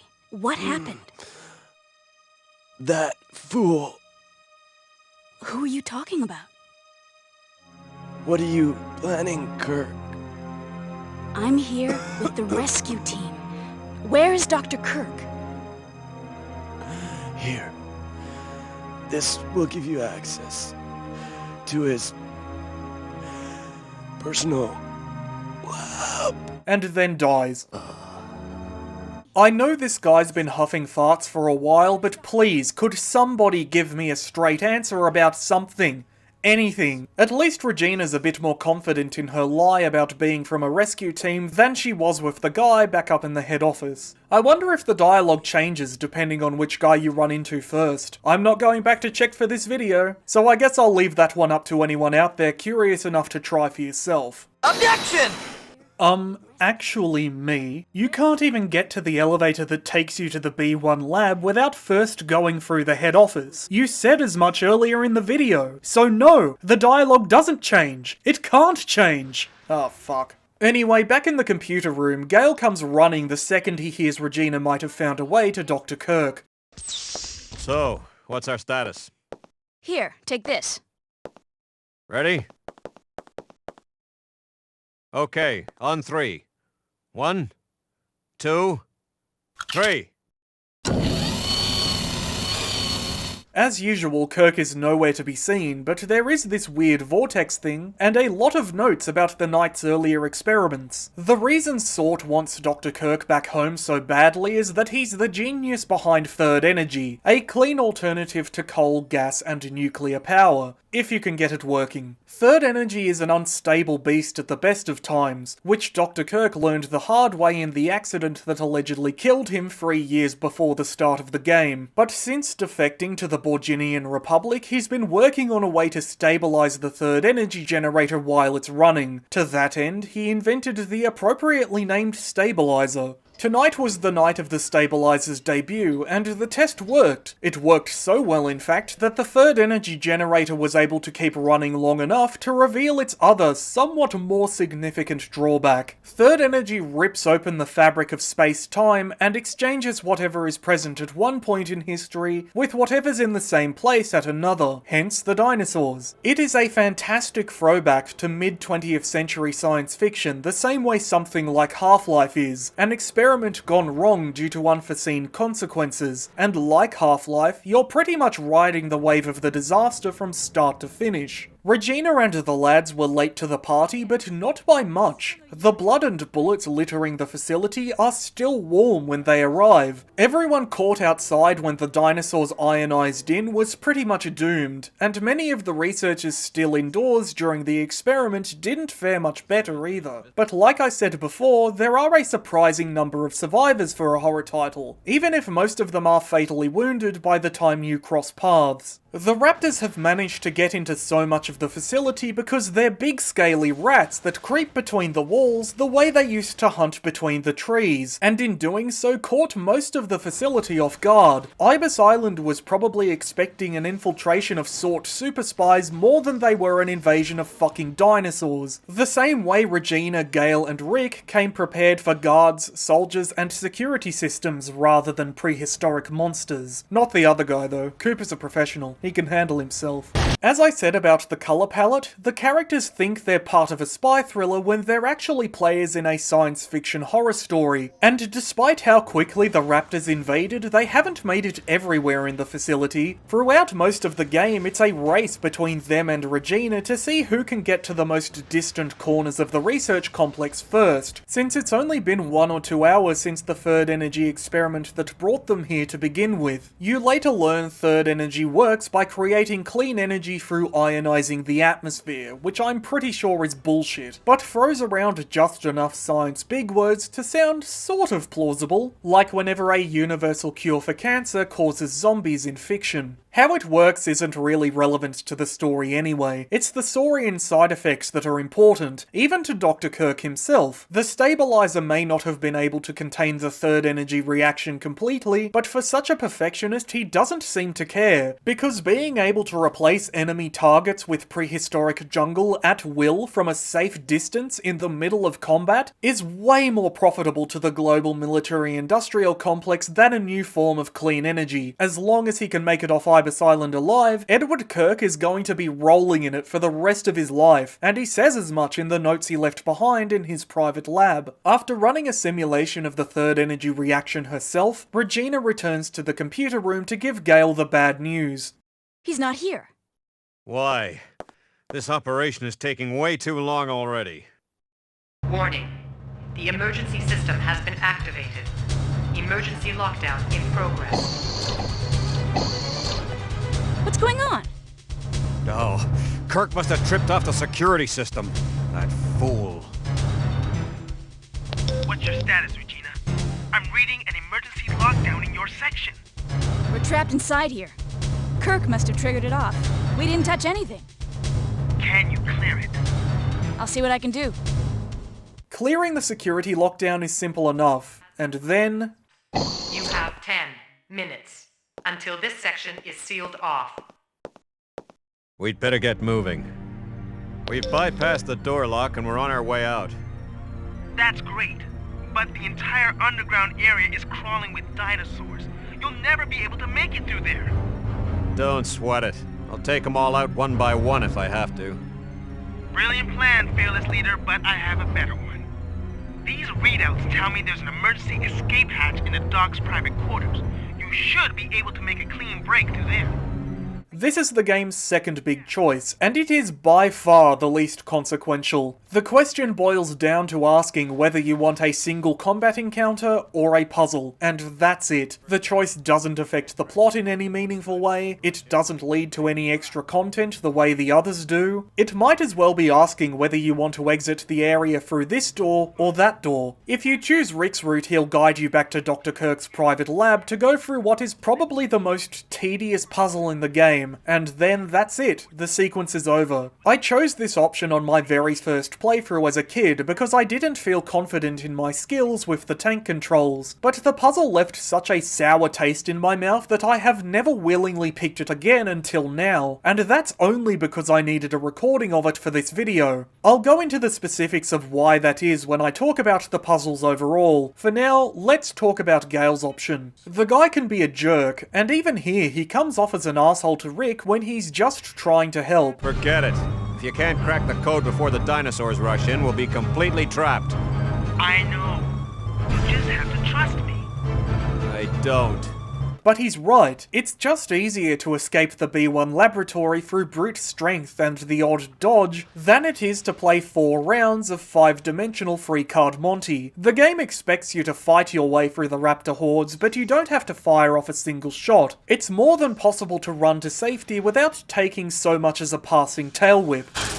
Ignore that. Beyond exploration, puzzle solving, and inventory management, Dino Crisis' gameplay adheres to the 3 C's: combat, crafting, and dinosaurs. There is a careful, tightrope thin balance that survival horror games have to walk when it comes to combat. Make the player too powerful, and it shatters the tension. Make the player too weak, and fear gives way to frustration. Dino Crisis also has the added hurdle of a faster combat rhythm than any of its peers. Like I mentioned before, Furthermore, the starting enemies come at the player with a level of speed and strength that would usually be reserved for the mid to late game in any other survival horror title. But to offset that added challenge, the player character has been buffed in small but significant ways that make the fights a little fairer, and ultimately I think the game just barely threads the needle in finding that sweet spot of balance. Regina might start off with nothing but a pea shooter to defend herself, but I think that's more to push the player toward engaging with the expanded movement controls. Regina can do a 180-degree quick turn at the press of a button, and is agile enough to slip between her much larger opponents if you try. She's even capable of moving while aiming, which makes repositioning during a fight that much easier, though she still can't run and shoot at the same time. There are only 3 weapons in the game, but they're well placed throughout the campaign, and given some extra depth with upgrade parts you can find around the facility. Like I mentioned, the handgun is Regina's starting weapon, and it's pretty shit even after a couple of upgrades. I only really found it useful in emergencies when I ran out of ammo for the more powerful weapons, or if I could get a dinosaur from behind the safety of a laser grid. The shotgun is the game's real workhorse, and you get it pretty early on too, not long after your first encounter with a raptor out by the backup generator shed. It makes combat a viable option, but enemies are still so powerful that it's not a solution to the problem. Raptors can take up to 6 shotgun shells to put down for good, and there's just not enough ammo in the game to get all of them. You'll still have to rely on Regina's agility to get around them. You'll still have to duck through a nearby door to escape the danger, though that's not as sure a thing as it used to be. All of the weapons come with multiple ammo types, but the shotgun has by far the most. There are your standard shells and slugs, but you can also use it to fire tranquilizer darts. Depending on the strength of the dart, it might only send a dinosaur to sleep for a couple of seconds. None of them last particularly long, but that's still enough time to run past a downed raptor into the next room, or to loot an area for supplies. Poison darts are the exception. They're the rarest ammo type in the game, and that makes sense because they instantly kill whatever they touch. Except the T-Rex. I hit that big bastard with 2 poison darts, and the fucker just shrugged them off like it was nothing. It's another way the game is able to differentiate itself from the combat mechanics of other survival horror games. It just wouldn't make sense to use tranquilizer darts against undead or supernatural enemies, but living, breathing animals? Why not? The last weapon in the game is the grenade launcher. It's very powerful, but also very slow, which means it too is able to maintain the frenetic pace of combat the game is aiming for. The intensity of every encounter is one of Dino Crisis's biggest strengths. I've played so many horror games at this point that I'm pretty desensitized to a lot of it now. I still enjoy combat in survival horror titles, but for the mechanics alone rather than the tone. So you can bet I was shocked to find my heart racing through many of Dino Crisis's fights. There's a chaotic element to a lot of them, especially if the game can catch you off guard in some way, that elevates them beyond the usual survival horror, find a safe place to shoot and then run away when the enemies get too close, combat formula. The dinosaurs move too quickly for that, the guns operate too slowly. You can go into a room prepared for a fight with a single raptor, only for another one to follow you through the door already aggroed, at which point you've got maybe a second before both of them find you, and it's great. It's a real fight for survival, especially when the dinosaurs get in close. It's desperate, and it's violent, and it's primal, but it's also incredibly satisfying. There is nothing better than blasting a raptor out of the air with a well-timed pull of the shotgun's trigger. I've never felt more smug just walking past a dinosaur as it froths at the mouth and falls over dead from a casually fired poison dart. I've never felt a stronger urge to turn my head to the sky and let out a roar from the distant depths of humanity's animal past, just to vent the tension after a fight, to lay down a final declaration of victory in terms even the raptors will understand, as Regina stumbles away from the pools of blood and bullet casings. I've mowed down waves of raptors across the day's worth of time I've spent playing Jurassic Park games for the channel, but very few have ever expressed any sort of intelligence. They've almost always just been enemies to shoot. Dino Crisis's raptors have that animal cunning, which make the big ones such a great villain in Jurassic Park, which makes the xenomorph of Alien Isolation such an effective opponent. They have the speed and strength and size and style to make every encounter into an event, be it scripted or not. They have a variety of attacks and a variety of behaviours that help sell them as real animals rather than video game monsters too. Sometimes you'll find one rummaging around for something in the corner of a room, or curled up for a little nap on the carpet, and it is possible to pass them right on by in these moments. When they are on the prowl, they're more than capable of moving between rooms to chase you, and they're even able to knock Regina's weapons right out of her hands with a tail whip, though in my experience it was pretty rare. So rare in fact that I only learned about it rereading the manual after completing the game, and this is the only time I got it to happen after jumping back in to record it for this video. What's interesting is that I learned while doing so you can keep raptors and ferrozinosaurs from chasing you through doors if you just let the camera rest for a few seconds after entering a new room. Eventually they'll get bored and move on, or maybe they've just sneaked away to try and find another way to get you. After all, many of the scripted danger moments feature them popping out of the walls or the ceiling or the floors to ambush Regina in an awkward position. These moments don't happen too often. They're pretty well paced throughout the campaign and add a little more scripted cinematic tension to things. All you have to do when the danger symbol pops up is mash the buttons until it's over. They're very much an ancestor to the modern day QuickTime event that would come to prominence in the mid-2000s with Resident Evil 4. Sometimes if you fail these danger events, all you'll lose is a bunch of health, but others are fatal if you don't mash hard enough.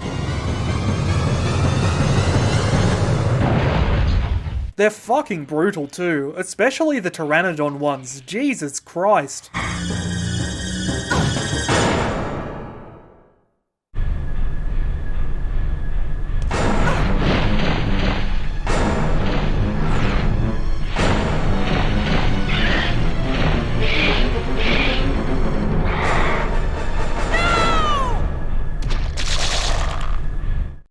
Succeed though, and you'll get some great dino deaths.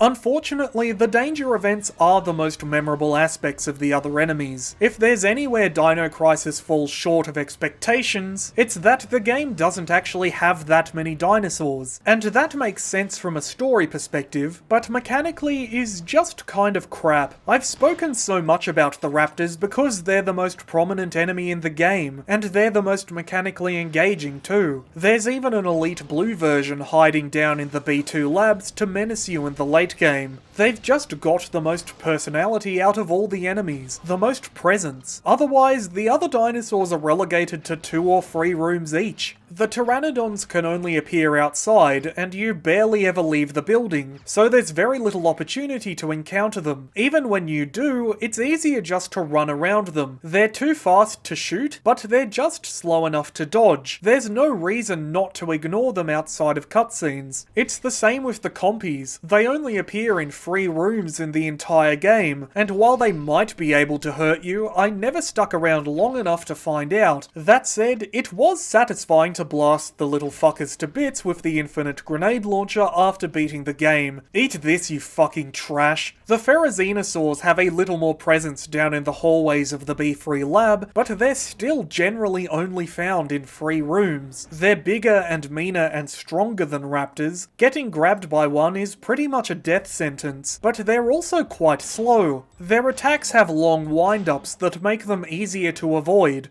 They can follow you through doors, same as the raptors, but that's often to the player's benefit because it splits them out of the pairs you'll usually find them in. One ferrozinosaur is a lot easier to deal with than 2, and if that's not an option, dart the fuckers. The last dinosaur in the game is the Tyrannosaurus Rex, and it's only ever encountered in boss fights. Like I've said before, these fights have a great amount of spectacle, even if a lot of the time it sort of looks like a giant puppet reaching in from off screen. You'll never never be able to unsee that now, you're welcome. But there's none of the mechanical complexity you can find when battling a raptor or two. Most of the Rex encounters, including the free iterations of the final boss, are just a matter of shooting it 3 or 4 times to hold it back while you run out the clock. Even the battle at the heliport, where the game puts you in an arena with the full-size Rex, just requires you to run around in circles until the scene is over. You never have to fire off a single shot, so you might as well save the ammo anyway for something more dangerous later on. It's a real missed opportunity. So much more could have been done with the Rex mechanic and the other dinosaurs overall to make them as interesting to fight as the raptors. Given 4 of the 5 dinosaurs in the game are bipedal theropods, there's a real lack of diversity in the roster too. Objection!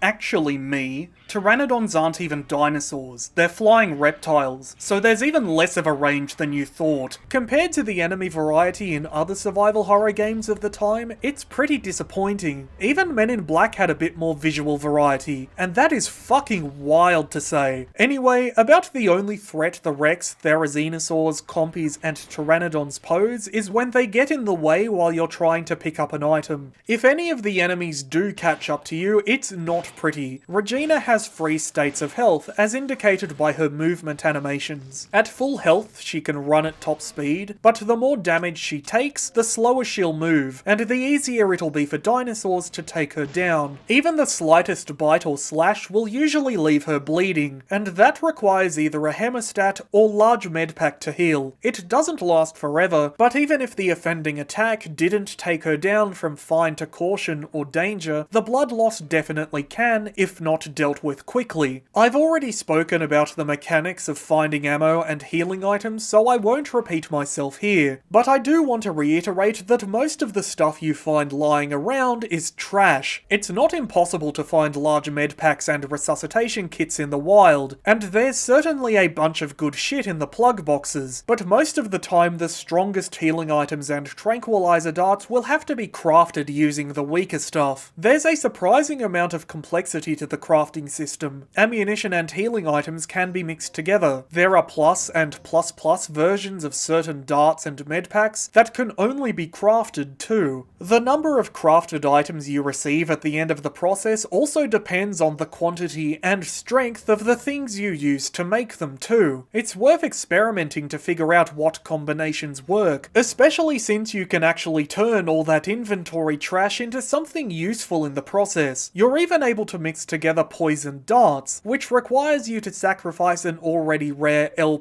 strength tranquilizer dart and a resuscitation kit. Resuscitation kits are easily the strangest item in the game. They can't be used to heal like a medpack. Instead, they act like an extra life. If you die with one in your inventory, you just teleport back to the previous room. They're pretty rare, and Dino Crisis is pretty challenging, so I understand the intent, but I don't think they're well implemented. Dino Crisis already offers the player a minimum of 5 continues regardless of what version you play, and they function in the exact same way without shattering the suspension of disbelief. Nothing ruins the mood quite like getting swallowed whole by a T-Rex, only to be told you have used the resuscitating medicine by this off-center shitpost looking ass text and dumped right back into the game. I burst out laughing every time it happened because it's so awkward, in a way the continues aren't. The continues are part of the menu UI. They're separated from active gameplay, but you have to craft resuscitation kits. You have to make space in your inventory to carry them around. Dino Crisis has its fair share of survival horror camp. It is a story about time-traveling dinosaurs after all. We left any commitment to absolute realism at the door, but in no other way does it ever treat death as cheap. Maybe I'd be able to look past it if the resuscitation kits couldn't bring you back from getting pureed or vored, but in that case, why include them at all? I understand the resuscitation kits are meant to be a concession to the player in what is a very challenging game, but fucking hell, they don't fit the tone, and I genuinely wish they hadn't been included, or at the very least, integrated in a less jarring way. The only thing they're good for is crafting poison darts, and you might as well just to make moving around a little easier. Dino Crisis is one of the rare survival horror games to feature respawning enemies without completely fucking the balance in the process. It's not a constant thing. New dinosaurs usually only appear after you progress the story in some way, so it feels natural rather than oppressive, like a new pack of raptors wandered in from outside while Regina was busy elsewhere in the building. It helps keep the tension high, and does add a little extra excitement to the backtracking, but it can also be frustrating if you're low on ammo or health. The way enemy corpses vanish after leaving a room gives the impression that you didn't actually kill the dinosaurs either, just hurt them long enough to knock them down for a bit before they got up and wandered away. Whether you escape the B1 laboratory by the skin of your teeth or Dr. Kirk's rat hole, you catch up with him trying to flee deeper into the facility pretty much instantly.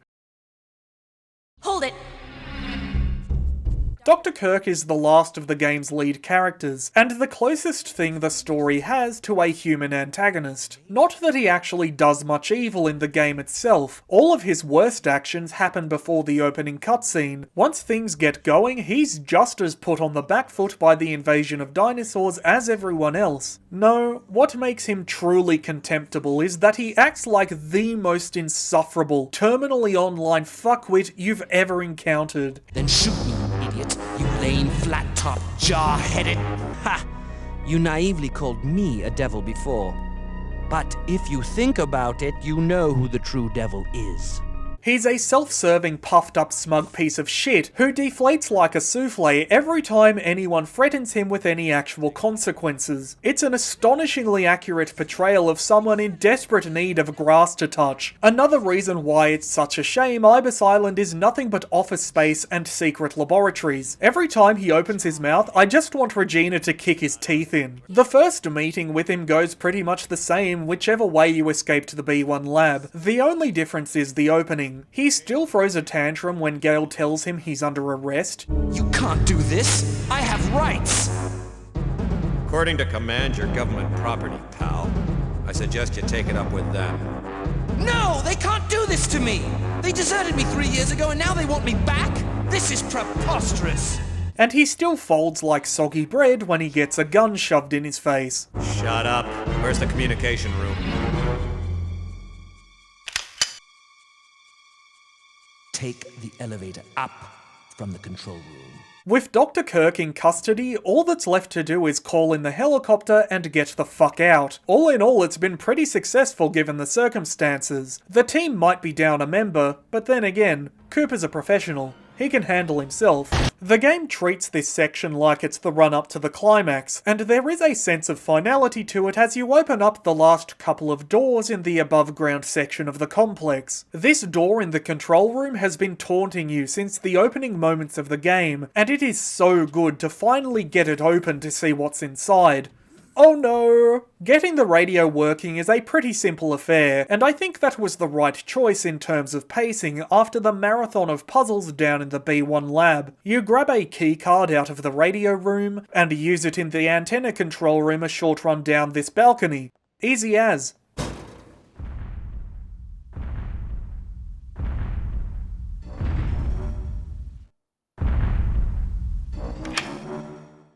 Regina, what happened? The emergency lock on the second floor's just been activated. I'm a bit busy right now. Do something about it. Don't sweat it. I'll release the lock. The second encounter with the T-Rex might be pretty short and pretty linear, but it's still just as good a spectacle as the first. If you hesitate for even a second, you're dead. You have been revived using the resuscitation medicine. Even once you make it to the end of the balcony, you still have to stand your ground and hold the beast at bay long enough for Rick to hack the doors back open. Once again, you've been backed into a corner, forced to fight for your life against a kind of predator that just doesn't exist anymore. It's the perfect way to give the pacing a kick in the pants as it ramps things up towards what it's trying very hard to convince you is the game's ending. When Regina gets back inside, she doesn't even fucking bother trying to explain how pear-shaped the mission's gone to the team's helicopter pilot, and who can blame her? I'll give you the abridged version. Mission complete. Scrub the initial plans and pick us up at the heliport immediately. The heliport? This entire island's a bloodbath. The only survivor not on the team is the doctor.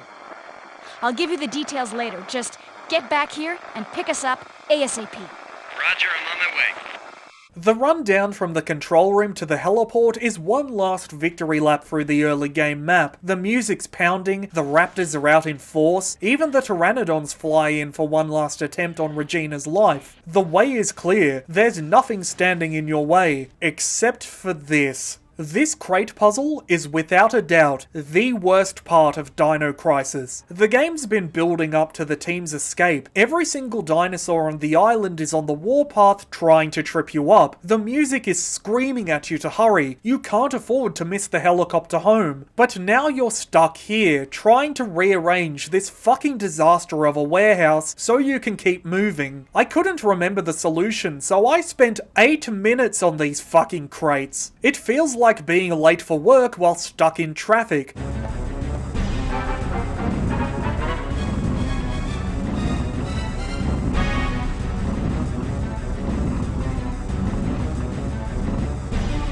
Being trapped at this puzzle just makes my blood boil. The room does contain the grenade gun, which is certainly nice to have going into the game's final act, but it's not worth the trauma of being stuck behind all this, especially when you can't use it to blast your way to freedom. It's so easy to fuck up too. One push in the wrong direction and you're going to have to run back to Raptor Town to reset the puzzle. Even when you know the right arrangement and don't make a single mistake, it's still such a huge time sink. It's still such an awful fucking moment. I can't stand it. I'm so fucking happy these sorts of complicated crate puzzles went extinct. You okay, Regina? Where's Gale? I don't know. Haven't heard a word from him. What's he doing?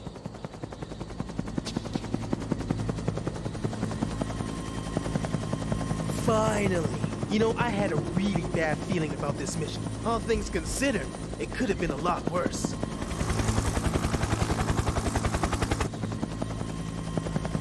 That's odd. Something must have those animals spooked. Regina. Queen. Come on.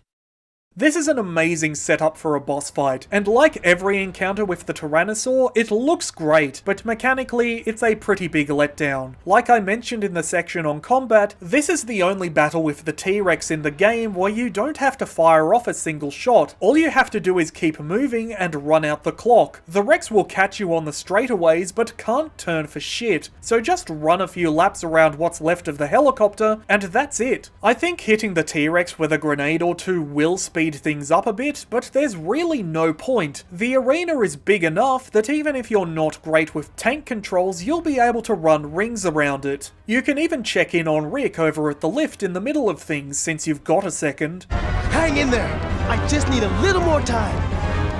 Eventually he'll get the elevator working, and what do you know? The rifle does work. Can I have it, please? Running into the elevator ends the fight, but you can just hang out with the Tyrannosaur a bit if you want, and you might as well because you won't be having another fight with it for a while. I understand it's hard to balance encounters around something like a T-Rex, because it's inherently a big imposing boss monster. You want to save it for major fights. You need to make it invincible to drive home how much of an overwhelming threat it is. But I also think it's a huge missed opportunity that there are never any other moments in the game where you're let loose in an arena with the Tyrannosaur. Having it be a constant threat across the late game would have been the perfect way to raise the stakes. As it is, it's just sort of toothless outside of scripted encounters. We're screwed! The chopper's history! How are we gonna get out of here? Calm down. We'll just have to find another way. Ah, come off it. You're never this positive. Ah! What happened?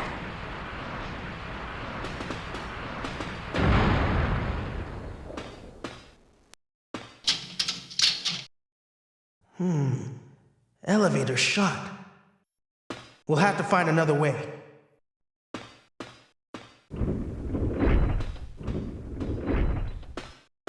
You don't spend that much time in the underground tunnels, and thank God for that, because they're swarming with compies. You hang around just long enough to find another way off Ibis Island through the port on level B3, which is also, coincidentally, just how long it takes for Rick to fix the next elevator. The game won't actually let you leave these free rooms until you read this document. It's that plot relevant. If you find Rick before you've fully searched the area, he just tells Regina to hurry up and wait. More repairs? This whole facility's probably held together with tape and glue. I think I can fix this, but it'll take some time. You still can't take the dead guy's gun, because of course you can't, but hey, it's not like the Uzi did him much more good than it did Tom. The only other interesting thing about this tunnel is that it's also used for the visual aid during the PowerPoint prologue when it's mentioned that Dr. Kirk allegedly died in an accident 3 years earlier, which is yet another reason why I think it was slapped together and thrown in at the last moment, unless this is meant to be the same facility from the Third Energy accident 3 years ago. In which case, what the fuck happened? Was the United States just leasing the island from the Borginian Republic? How did it take you 3 years to figure out this motherfucker wasn't dead? Where the hell even is Ibis Island anyway? And where the hell is the Borginian Republic? I don't think it's just Ibis Island. Where are we? I need to get out of these fucking tunnels, man. I'm losing my mind. You done yet? What do you mean? Of course. Let's get moving. So, I think I found a way out of here. Right on, girl. Let's hear it.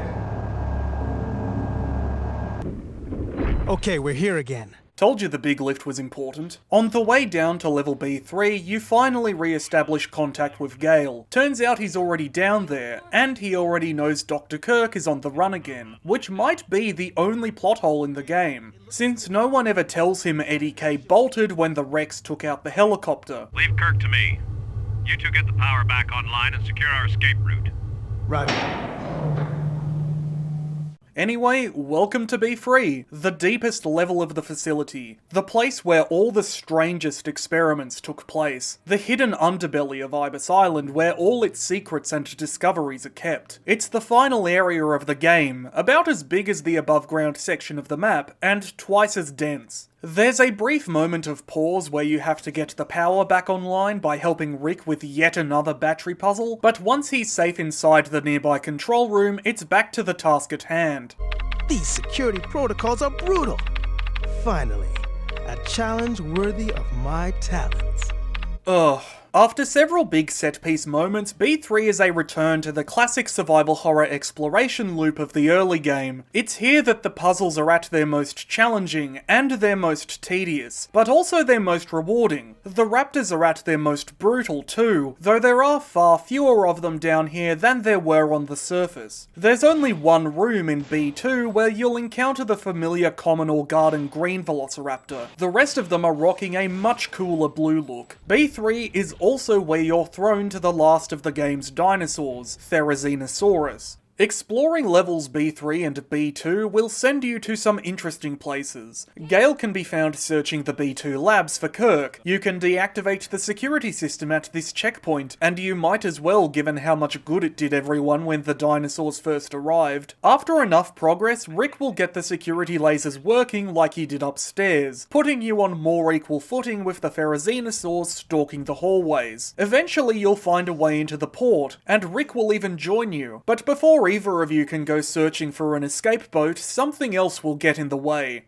It'll take a while before I can pop this open. You copy, Mike? I found the key to the port, but I got a lizard riding on my tail. I'm heading to the main elevator right now. I'll meet it at the ground level. Hurry! Huh, sounds like we're not the only ones having problems. I'm glad you're amused. But if that guy gets eaten, we're going to have to retrieve the key from that dinosaur's stomach. You've got to save him. This might seem like it comes out of nowhere, but incredibly, you've been following Mike and his buddy Paul through their trail of puzzle pieces and snide remarks ever since the start of the game. Mike and Paul were among the group of researchers on Ibis Island to question Dr. Kirk's motives, and they were planning to use the third energy generator test earlier that night as a distraction to go digging for dirt from Eddie's past before the dinosaurs nipped that in the bud. They seem like they're the only two on the island with their heads screwed on right, but if you go snooping through the dorm in B2, you discover their motives weren't pure of heart, but purely spite in this Reddit thread of a document. This kid pointed out the mistake in my calculation of the estimated value. The simulation of the stabilizer, I mean. It seems that I miscalculated the timing of the energy reaction at its critical point by 6 nanoseconds. I admitted that I made a mistake, but he has a serious attitude problem. He doesn't seem to understand we're all exhausted from having to work all day and night on a regular basis. Written by M. 2M. Everyone feels the same way about Kirk as you do. It's time to let him know how we feel. I heard that you could create a lethal poison by mixing certain drugs together. They said you just have to mix the strongest anesthetic with something else. Well, that may be going a bit too far, I suppose. Written by K. 2K. You are pathetic. Can't you see Dr. Kirk devotes himself to the experiment without a care of anything else? Blaming others for your mistakes only exemplifies your cowardice. I hold all of you responsible should the experiment go wrong thanks to your blundering. Maybe you should be the one watching your back in case someone should accidentally inject you with poison. Written by someone who is definitely not Dr. Edward Kirk. Mike and Paul's plan to fuck over Dr. Kirk might be what kept them alive through so much of the night's chaos, long enough to get within spitting distance of the port at least, but it's just a bit too far. By the time Regina catches up to the large elevator, it's already too late.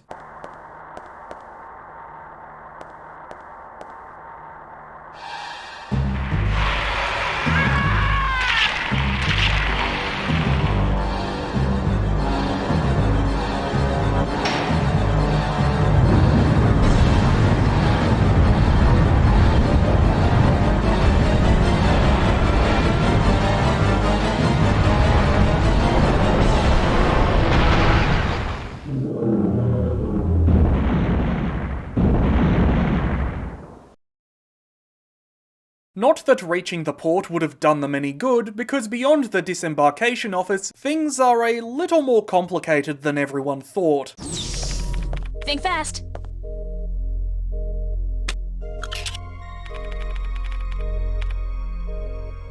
Yes!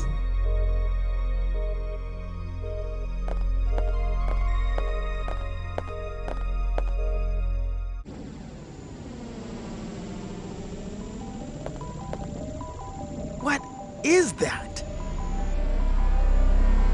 I saw something like this in Kirk's personal lab. This could be a problem. This vortex must be the side effect of the third energy experiment.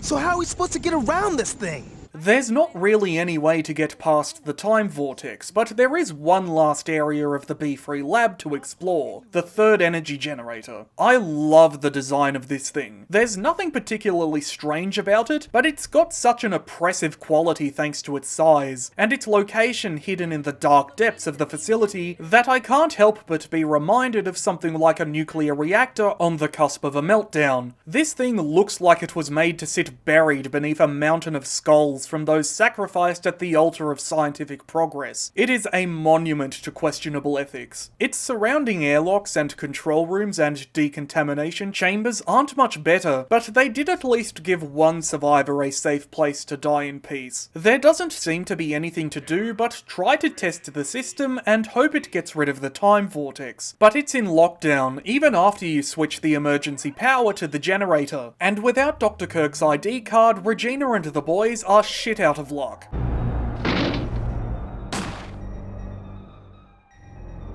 Following the sound of gunfire reveals a corpse and Dr. Kirk fleeing deeper into the facility. He somehow manages to get the drop on Regina in his personal lab, but it doesn't last. And what do you think you're doing? Carving a name for myself in history with the ultimate energy source.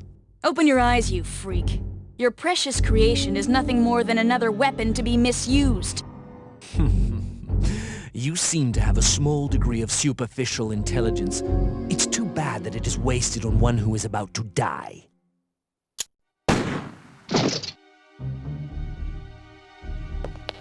Rick, our target has been secured. Report here immediately.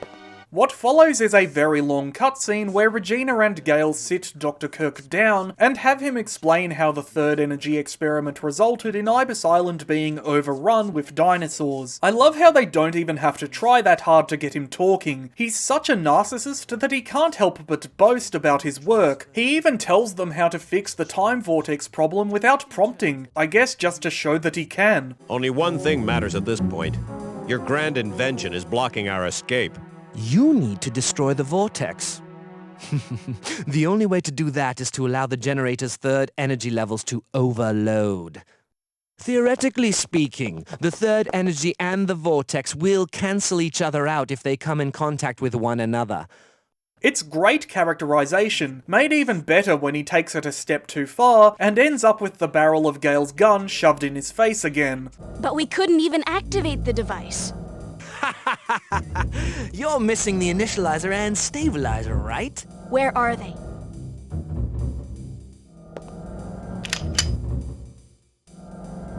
Calm down. They should be stored in one of the security level A rooms on floor B3.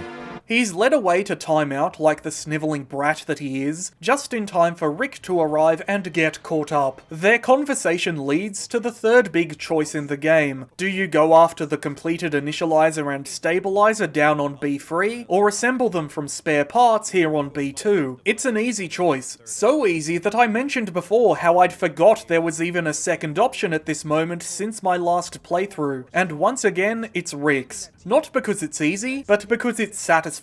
Gale's route is such a non-event that I didn't even bother to record it for the video. All you do is run down to the starting area of the B3 lab, and then run right back to the third energy generator. If you took out the Therizinosaurs earlier, they'll have respawned, but they're also pretty easy to avoid if you've got the hang of the controls, so it's not even that much of a combat gauntlet. There are other, less dangerous ways to reach the storage room where the completed initializer and stabilizer are kept, but the game will not let you use them. You are forced to take the longest, most dinosaur-infested route, and that's just kind of crap. It's still worth having a snoop around this room anyway, because it looks cool, and it does contain the document explaining how third energy works by ionizing the atmosphere. But it's not enough to frame the game's final act around. The only interesting thing about choosing this route is that it does actually change something during one of the endings, but I'll get into that later. About the only reason I can think of to choose Gale's option here is if you really hate Dino Crisis's puzzles, because Rick's route is nothing but. The initializer and stabilizer both consist of 3 separate parts. Those parts are located in 3 separate rooms, and once you've got all 6, they still have to be assembled. The 2 in parts storage are locked behind a sound-based puzzle. Not only do you have to memorize the code that some disgruntled researchers thankfully recorded for you,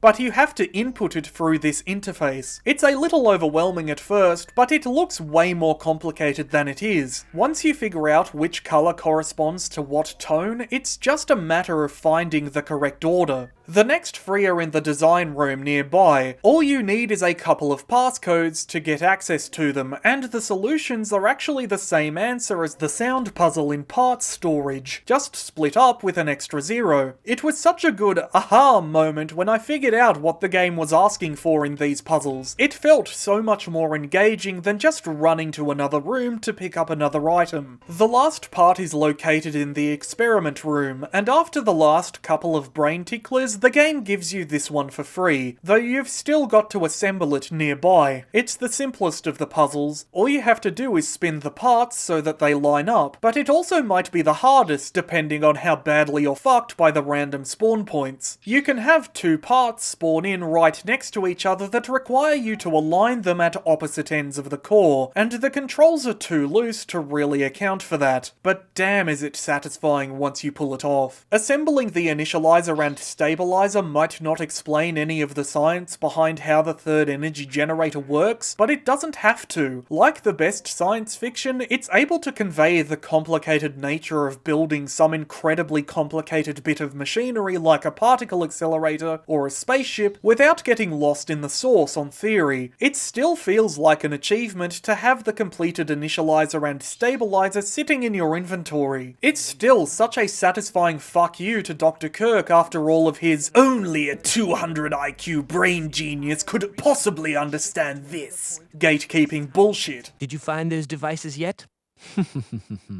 As Dino Crisis ramps up toward its climax, it just makes better sense from a story and pacing perspective to have Regina assemble the parts needed to get the third energy generator up and running. They're trapped, they're desperate, their only possible avenue of escape at this point is to turn on the weapon of mass destruction the man they were sent to capture built and hope that it maybe cancels out the time vortex blocking their way to the port. It's a measure of last resort, and it's a great way to kick off the final moments of the game, but it just doesn't hit as hard if you're not there for it every step of the way. Making the effort to put all the pieces of the third energy generator together lets the tension build, lets you dread just how bad an idea it is, and lets you stew in the knowledge that there is no other option left. Choosing Gale's route and running off to grab the completed parts puts a degree of separation between you and the plan that just flattens the tone. I get it though. Dino Crisis's puzzles are hard, even by the standards of classic survival horror games. They were so difficult that Shu Takumi, who designed each and every one of them, was told not to include any in Dino Crisis 2 based on player feedback. Some of that difficulty boils down to the fact the game doesn't provide a record of notes and memos you can find around the environment. There's exactly one instance where Dino Crisis actually lets you take a scrap of paper with you, and it's not even for some major important puzzle, it's for a gun upgrade. But as long as you make a point to read through all the game's documents, assuming you can find them, and commit the hints to memory or just jot them down, it's not a huge deal. The real challenge lies in the busy work. Of the roughly 36 puzzles in the game, 15 require you to find multiple items to even initiate. The cryptographic DDK locks are the biggest offenders. Not only do you need to track down a disk of the same letter, you need to find two, otherwise you're slapped with a big fat fuck off.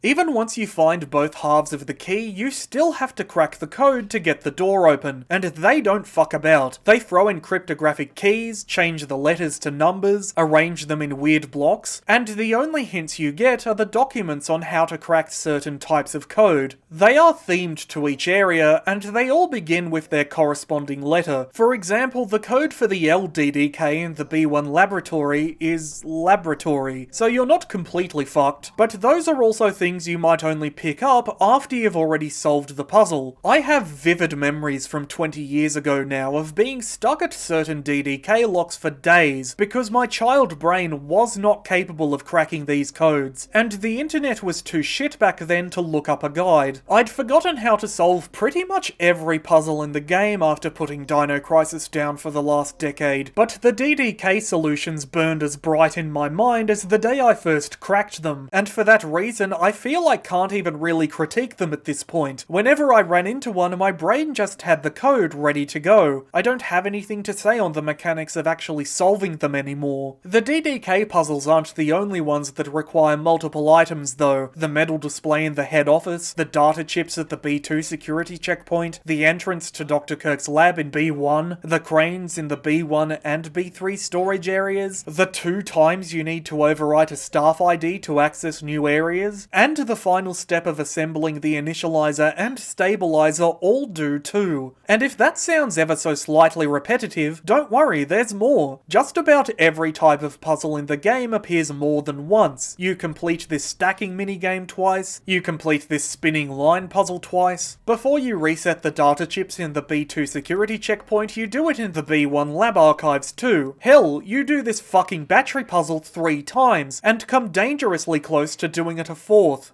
To the game's credit, whenever you do encounter the same puzzle twice, Dino Crisis will usually bump up the difficulty or complexity the same way it does with the DDK codes, but not with these batteries. It's just the same fucking puzzle 3 fucking times, and it's so shit. It's fine for the game's opening puzzle, it's straightforward, it's simple, it breaks the tension before the dinosaurs first appear. I don't have a problem with it there, but why are we still doing this same simple puzzle all the way on the other side of the fucking game? Changing the buttons from left, right, and center to A, B, C, and D doesn't magically make it any more engaging. They don't even switch up the colors, it's always red, blue, green, white. This puzzle could have been reduced to the game prompting you to turn the power on, and it would have been better for it. Having to do this multiple times is just tedious, and thank God Rick was on hand to save us from having to do it one extra. Tedium really is the operative word when it comes to so many of these puzzles. I already spoke about how atrocious the game's one crate puzzle is, but the crane games are even worse. Bad enough that you're limited to moving according to these cards, but it takes so long for the sequence to play out, and there's nothing you can do to skip it or speed it up. It's about as engaging to play as an actual crane machine, except there's even less chance of winning a prize at the end. But the absolute nadir of Dino Crisis's puzzles has to be the one you get if you choose Rick's route while trapped in the B1 lab. All you have to do is memorize a sequence of letters revealed to you one by these spinning cards, which doesn't sound too bad until you realize you need to get through 3 rounds in order to complete the puzzle, and each sequence gets progressively longer. The first one is already 5, the third one gets up to 8, but just as a final middle finger to the player, the puzzle starts to throw in distractions each new round. Maybe all the cards spin, but only one has a letter. Maybe one card starts to turn, but it's just a debate, the real one's spinning on the other side of the screen. Maybe they all have letters, but one lingers for just a moment longer. These distractions drag the puzzle out in terms of time as much as they draw the eye to wrong information. The sequence might not be that bad, but having to memorize it across 30 seconds definitely is.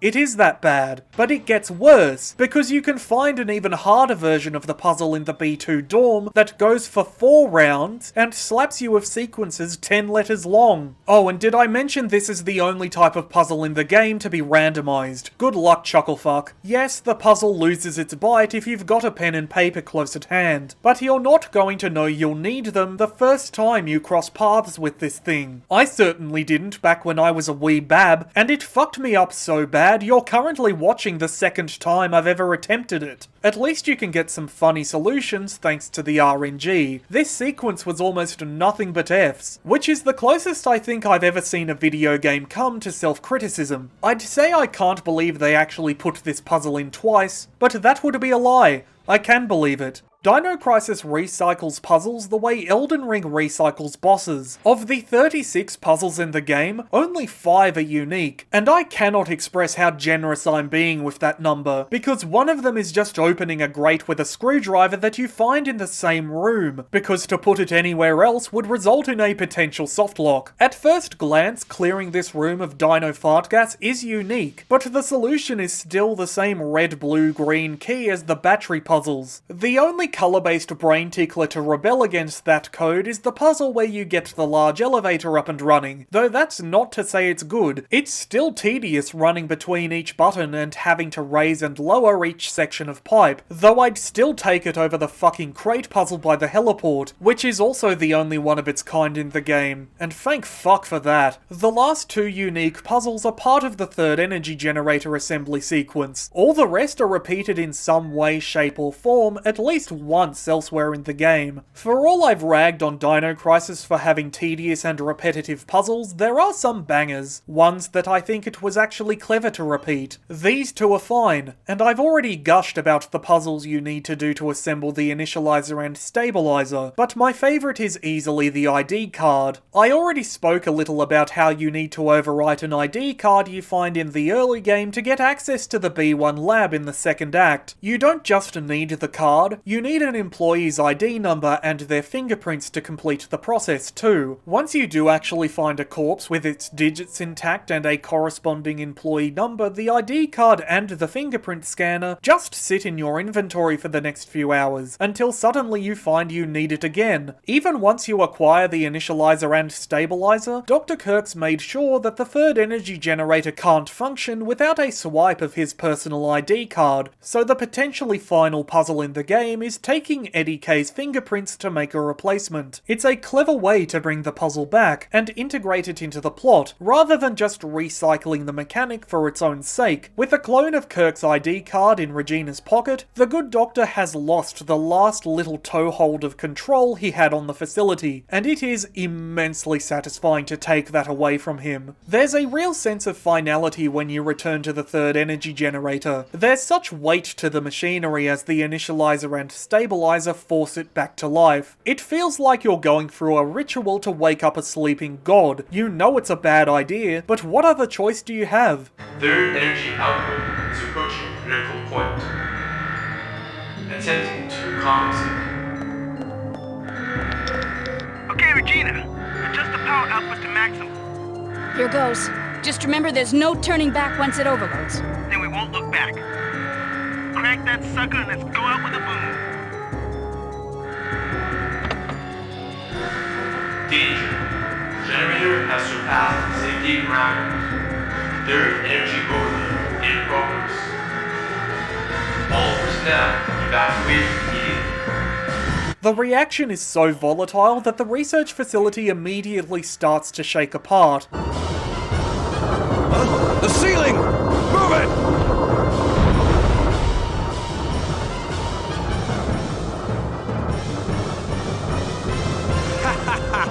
You fool.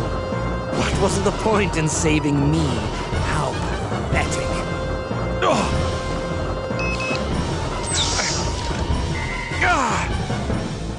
When you regain control, the whole island is shaking. The music is blaring like a siren. The third energy generator rumbles like it's about to explode, even through the walls. There's an urgency to the sequence, so unlike any other survival horror game I've played from this era. It just gets your heart racing, pumps you up in preparation for some high-octane, fast-paced action set piece. It feels like the facility could explode at any moment, but it's all just smoke and mirrors. You can run around cleaning up any optional puzzles and gun upgrades you missed before, but where's the fun in that? With everything falling to pieces around you, it's only natural that you run over to check on Gale. Even if you don't and go straight to Rick, he'll still tell you to go back up anyway.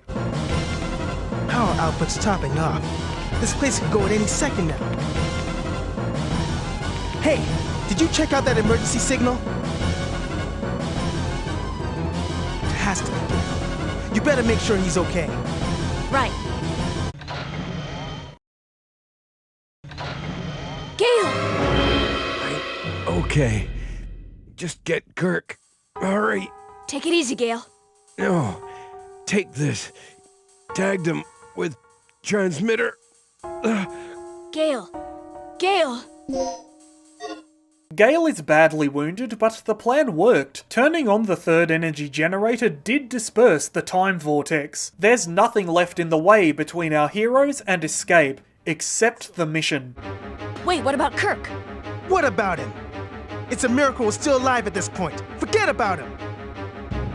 Don't forget the mission. You're not here to babysit. Sorry, but I have a conscience. I'm taking you back, now. No! You two get going. I'm going after Kirk. What? You're insane! Don't you remember our situation? The third energy can't be controlled anymore. Staying here any longer is... I know. If I'm not back in 30 minutes, you two make your escape without me. Hey, do something! This is the final big choice in the game, and the only one with lasting consequences since it leads directly into one of the 3 endings. If you side with Rick, Regina lays Gale the fuck out, and the 3 go to escape without capturing Dr. Kirk. It's a mad scramble to refuel the only hovercraft left with, nucleum? What the fuck? Okay, ionizing the atmosphere so hard it causes time travel I can accept, but nucleum? Fucking nucleum? Whatever, the hovercraft runs on nucleum. Good enough? Also, the missile mounted on its roof says Mission 2020, which in hindsight is very funny. Anyway, the T-Rex attacks before they can escape, and Regina goes out to buy Rick some time to finish getting the hovercraft up and running. He throws her a goodie bag of grenade rounds, something that happens before each of the game's 3 iterations of the final boss, but you won't need them here. The fight begins with the Rex Kool-Aid manning through the wall of the port and blocking the way to the dock, which is great, but mechanically, it's just another battle like the one at the heliport. You run around in circles, and when the Tyrannosaur gets too close, you start blasting. I love the way it uses camera angles to convey how small Regina is compared to the Rex, but the fight doesn't last long enough to really appreciate it. I got off 1 grenade round before Rick came zooming in to put an end to things, and this time, he's playing for keeps. Fire in the hole! Get down!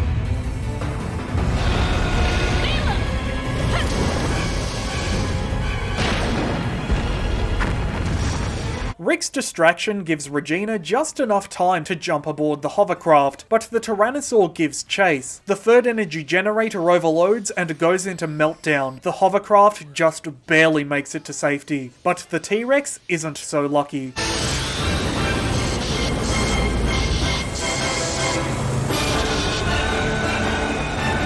Blast! It's gonna overtake us!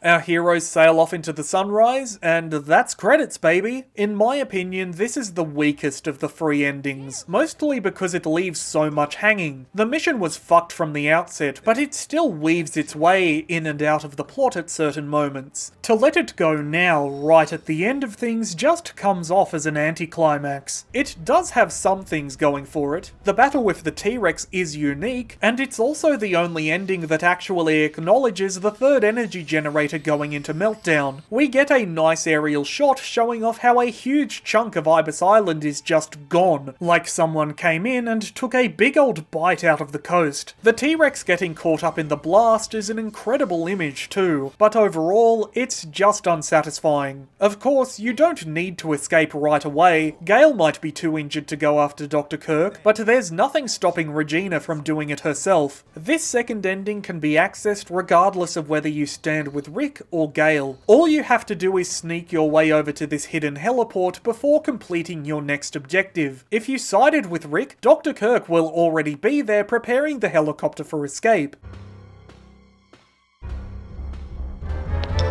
Fool! It's not long before you catch back up with Rick and Gale, or just Rick if you sided with Gale.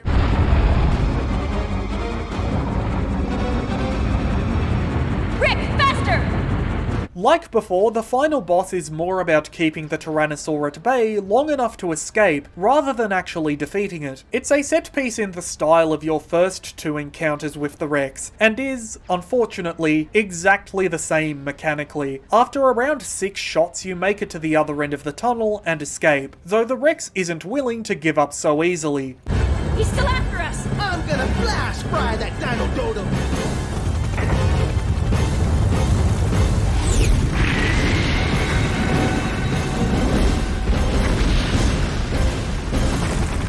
I prefer this ending to Rick's solo route because it actually ties up the team's mission of capturing Dr. Kirk. Plus, you get to see Regina kick his teeth in, at least if you catch him at the helicopter. If you follow Gale's route, Regina just sort of escorts him to the chopper, which isn't anywhere near as satisfying. The ending works better overall if you do it on Rick's route, and I'll get into why in just a moment, but once again, it's missing something. It wraps up the mission, and everyone survives, but it doesn't resolve the character arcs of the 3 leads. All it does is drop hints. Thanks for the disc, Doc. Disc? And for that reason, I'll always prefer Gale's solo ending. It may not be the golden ending, it may not be the canon ending, but at least for me, it's the most satisfying ending. Kirk must be after the stabilizer. What's fun is that the stabilizer Kirk goes to changes depending on whether you sided with Rick or Gale in the previous big choice. If you sided with Rick, Kirk will go after the fully assembled stabilizer down on level B3, but if you sided with Gale, you'll catch him here in the experiment room on B2. I don't have any recording of this because I didn't actually know about it until doing a test run while writing the script, but it's such great verisimilitude. I can't help but love it. Whichever version of the stabilizer Kirk goes after, you'll catch him held at gunpoint by Gale, though it's not a showdown that can last much longer. You got your man, Gale. You're not one to forget a grudge, are you? Come on, let's go. Regina, take this. A disc? It contains all the information on the third energy, including the details on how to use it as a weapon. Once we deliver this disc to our government, our real mission will be complete.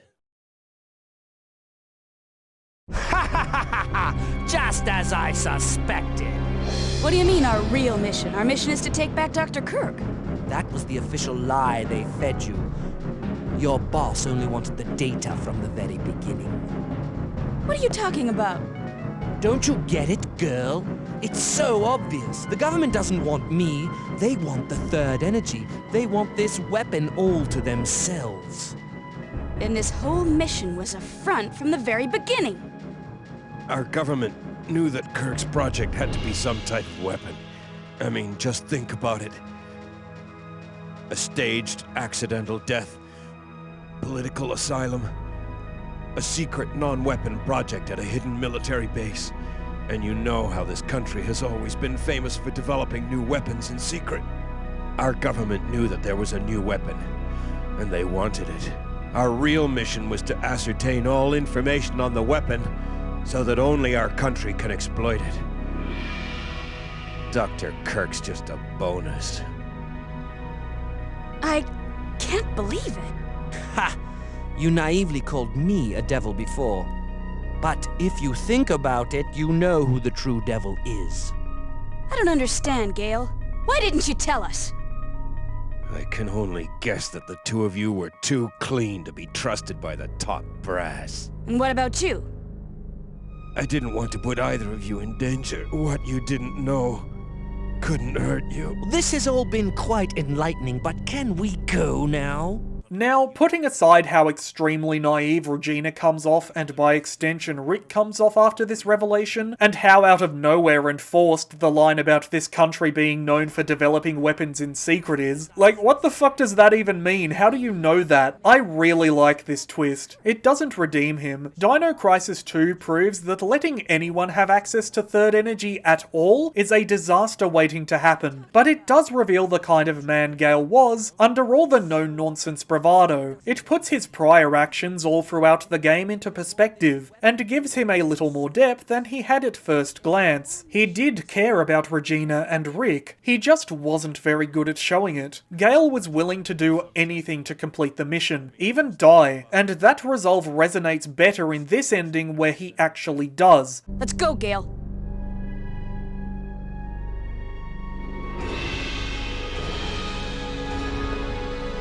And this is the reward for a lifetime of service to the government.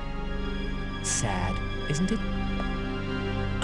It's a very understated moment, too. You'd expect in a game called Dino Crisis that Gale would go out in a blaze of glory against some sort of enormous predator, but no, he just succumbs to his wounds mid-conversation. Slips away, without Regina or Dr. Kirk even noticing, but only in this ending. If you find the helicopter before catching up with Dr. Kirk, the knowledge of another way out is somehow able to fortify Gale long enough to survive not only the rest of the conversation, but the entire game, which might be a happier ending, but it doesn't have the same weight as the one where Gale dies. The story needs the consequence of Gale's death to bring it home in a way that's truly satisfying. Sure, they completed their mission, they got their man, but in truth, they weren't saving the world from a dangerous new weapon, just putting it in different hands. And they lost a lot of people in the process. At least Dr. Kirk still gets his teeth punched in. Rick isn't surprised to hear Gale passed away while apprehending Dr. Kirk. Where's Gale?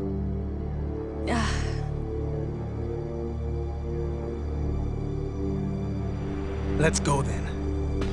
Outside, you discover Gale and Regina weren't the only ones having fun. Rick took the T-Rex out on his own while you were gone, so all that's left to do is escape, unless...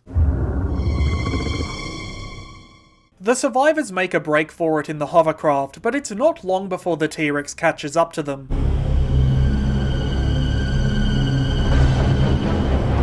He's back! I was beginning to miss our reptilian grouping. Shut up and steer. I'm gonna take care of this once and for all. It's another great setup, and the back of a speeding hovercraft is a fantastic arena for a boss fight. But again, it's just the same as pretty much every other Rex encounter in terms of mechanics. Shoot it enough, and Rick will bring the roof down with Mission 2020. Regina! I'll finish this. Stay down!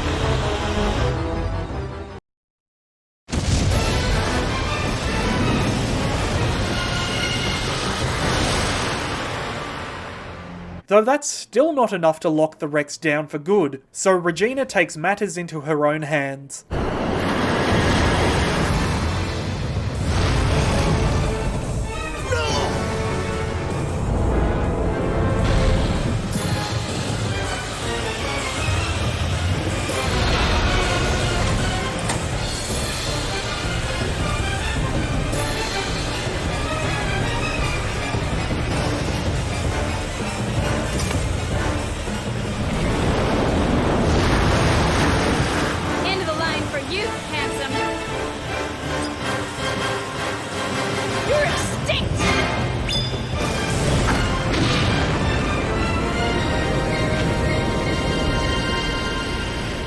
And then, for the final time, Regina, Rick, and Dr. Kirk ride off into the sunrise. This whole cinematic is another reason I prefer this ending overall. It's the only ending where Regina gets to take out the Rex herself, and the one-liner is just the cherry on top.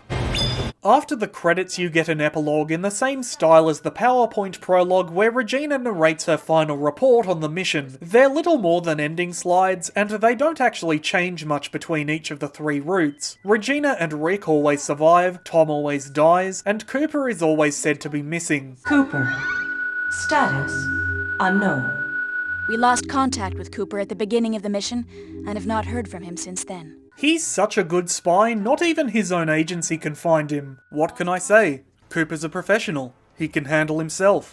The only entries that actually do change are Gale's and Dr. Kirk's. Do I wish your choices had a bigger effect on the endings? Sure, but Dino Crisis only needed to stick the landing once, and in my opinion Gale's solo route did so perfectly. But overall, I think Dino Crisis has a really fun story anyway. Survival horror is well known for its B-movie camp, whether you're playing the classics or more recent revisionist titles. But it's also got a pacing to its plot that I've rarely seen matched. It's not just a faster game when it comes to movement and combat. The narrative zooms along like a roller coaster, hitting peaks and valleys of intensity that just wouldn't work as well in a slower paced horror game. It's got a cinematic quality to it, helped in no small part by its characters. All four of the leads have distinct personalities that scream off the screen, and even if none of them are particularly deep, it's still enough to make you care for them. It helps that they never really act like dumb horror movie protagonists. Gale, Rick, and even Dr. Kirk all do their absolute best to stay true to their motivations, despite the horrible situation they've found themselves within. Is Gale callous about all the carnage going on around them? Absolutely. But putting that aside, is the best way to complete the mission they were sent in to do. Does Rick let his emotions get the better of him? Sometimes. But this isn't a situation any of them came prepared for, and it's hard to blame him for wanting to round up survivors and escape before anyone else dies. Should Dr. Kirk be dead by the time you arrive? Maybe, but he knows Ibis Island a lot better than Regina, Rick, Gale, or the dinosaurs do, and he's the only scientist with a high enough security clearance to access every part of it. The facility is his maze, we're just running through it. The only exception is Regina. As the player character, she might have the most agency and clearest motivations out of the whole cast, but it's held back by the game's inclusion of the choice system. Most of the time, Regina has a lot of personality. You don't end up with a call sign meaning queen for nothing. She's quick on the draw with a quip or the trigger, able to go toe-to-toe with the most dangerous minds of any time period, and she doesn't take bullshit from anyone, right up until Gale and Rick start fighting. Every time it happens, Regina just freezes up, like a kid watching their parents argue. She never tries to interrupt, even when they start talking about her like she's not even in the room. We should gather up the parts and assemble the devices. Don't be ridiculous. Regina doesn't have the technical knowledge for that. She just stands there passively until the game asks you to pick a side. It could be that the dialogue is meant to be spoken at a quicker pace and the game is just bad at conveying that, but even so, I don't think Regina would just stand there and listen. The Regina who called Rick out for joking around after almost getting ripped to shreds by a velociraptor wouldn't just stand there and let her teammates fight in a moment of crisis. She'd jump right in and tell them both to pull their heads out. But she can't because of the choice system, which dictates Regina can only make her decision once you've made it for her. I don't mind Regina going quiet as much in certain other cutscenes, like the 2 times you catch up to Dr. Kirk. Gale's taking point on that one. It's fine. But when it's just the 3 team members together, I don't buy she'd stand back and let them argue, especially given some of the shit Gale says. I think there could have been a way to make this work, perhaps by having Regina try to get a word in every now and then, only for Gale and Rick to talk over her until finally she snaps and puts her foot down. But as it is, it just feels out of character, and I'm not surprised it didn't return for Dino Crisis 2. To break my own rule again briefly, Resident Evil 3 features several similar moments where the player is presented with an important choice, but Jill Valentine doesn't just stand around and let Carlos lay out the different options. She acts, and her character in that game is more consistent for it. It's the same with Regina's naivety regarding what spooked the birds at the heliport and the team's true mission. Obviously you were sent here to secure Dr. Kirk's new weapon of mass destruction. I mean, come on! You're a spy! You assassinate heads of state to destabilize parts of the third world as a matter of course. How are you fucking surprised? And that's another odd aspect of the plot. It is violently apolitical despite being quite critical of Western foreign policy. The keen-eared among you may have noticed in cutscenes it's never actually mentioned what country you're working for. It's always just the government, or our nation's government, or your nation's government. Well, according to the government, I'm officially deceased, correct? Once we deliver this disc to our government, our real mission will be complete.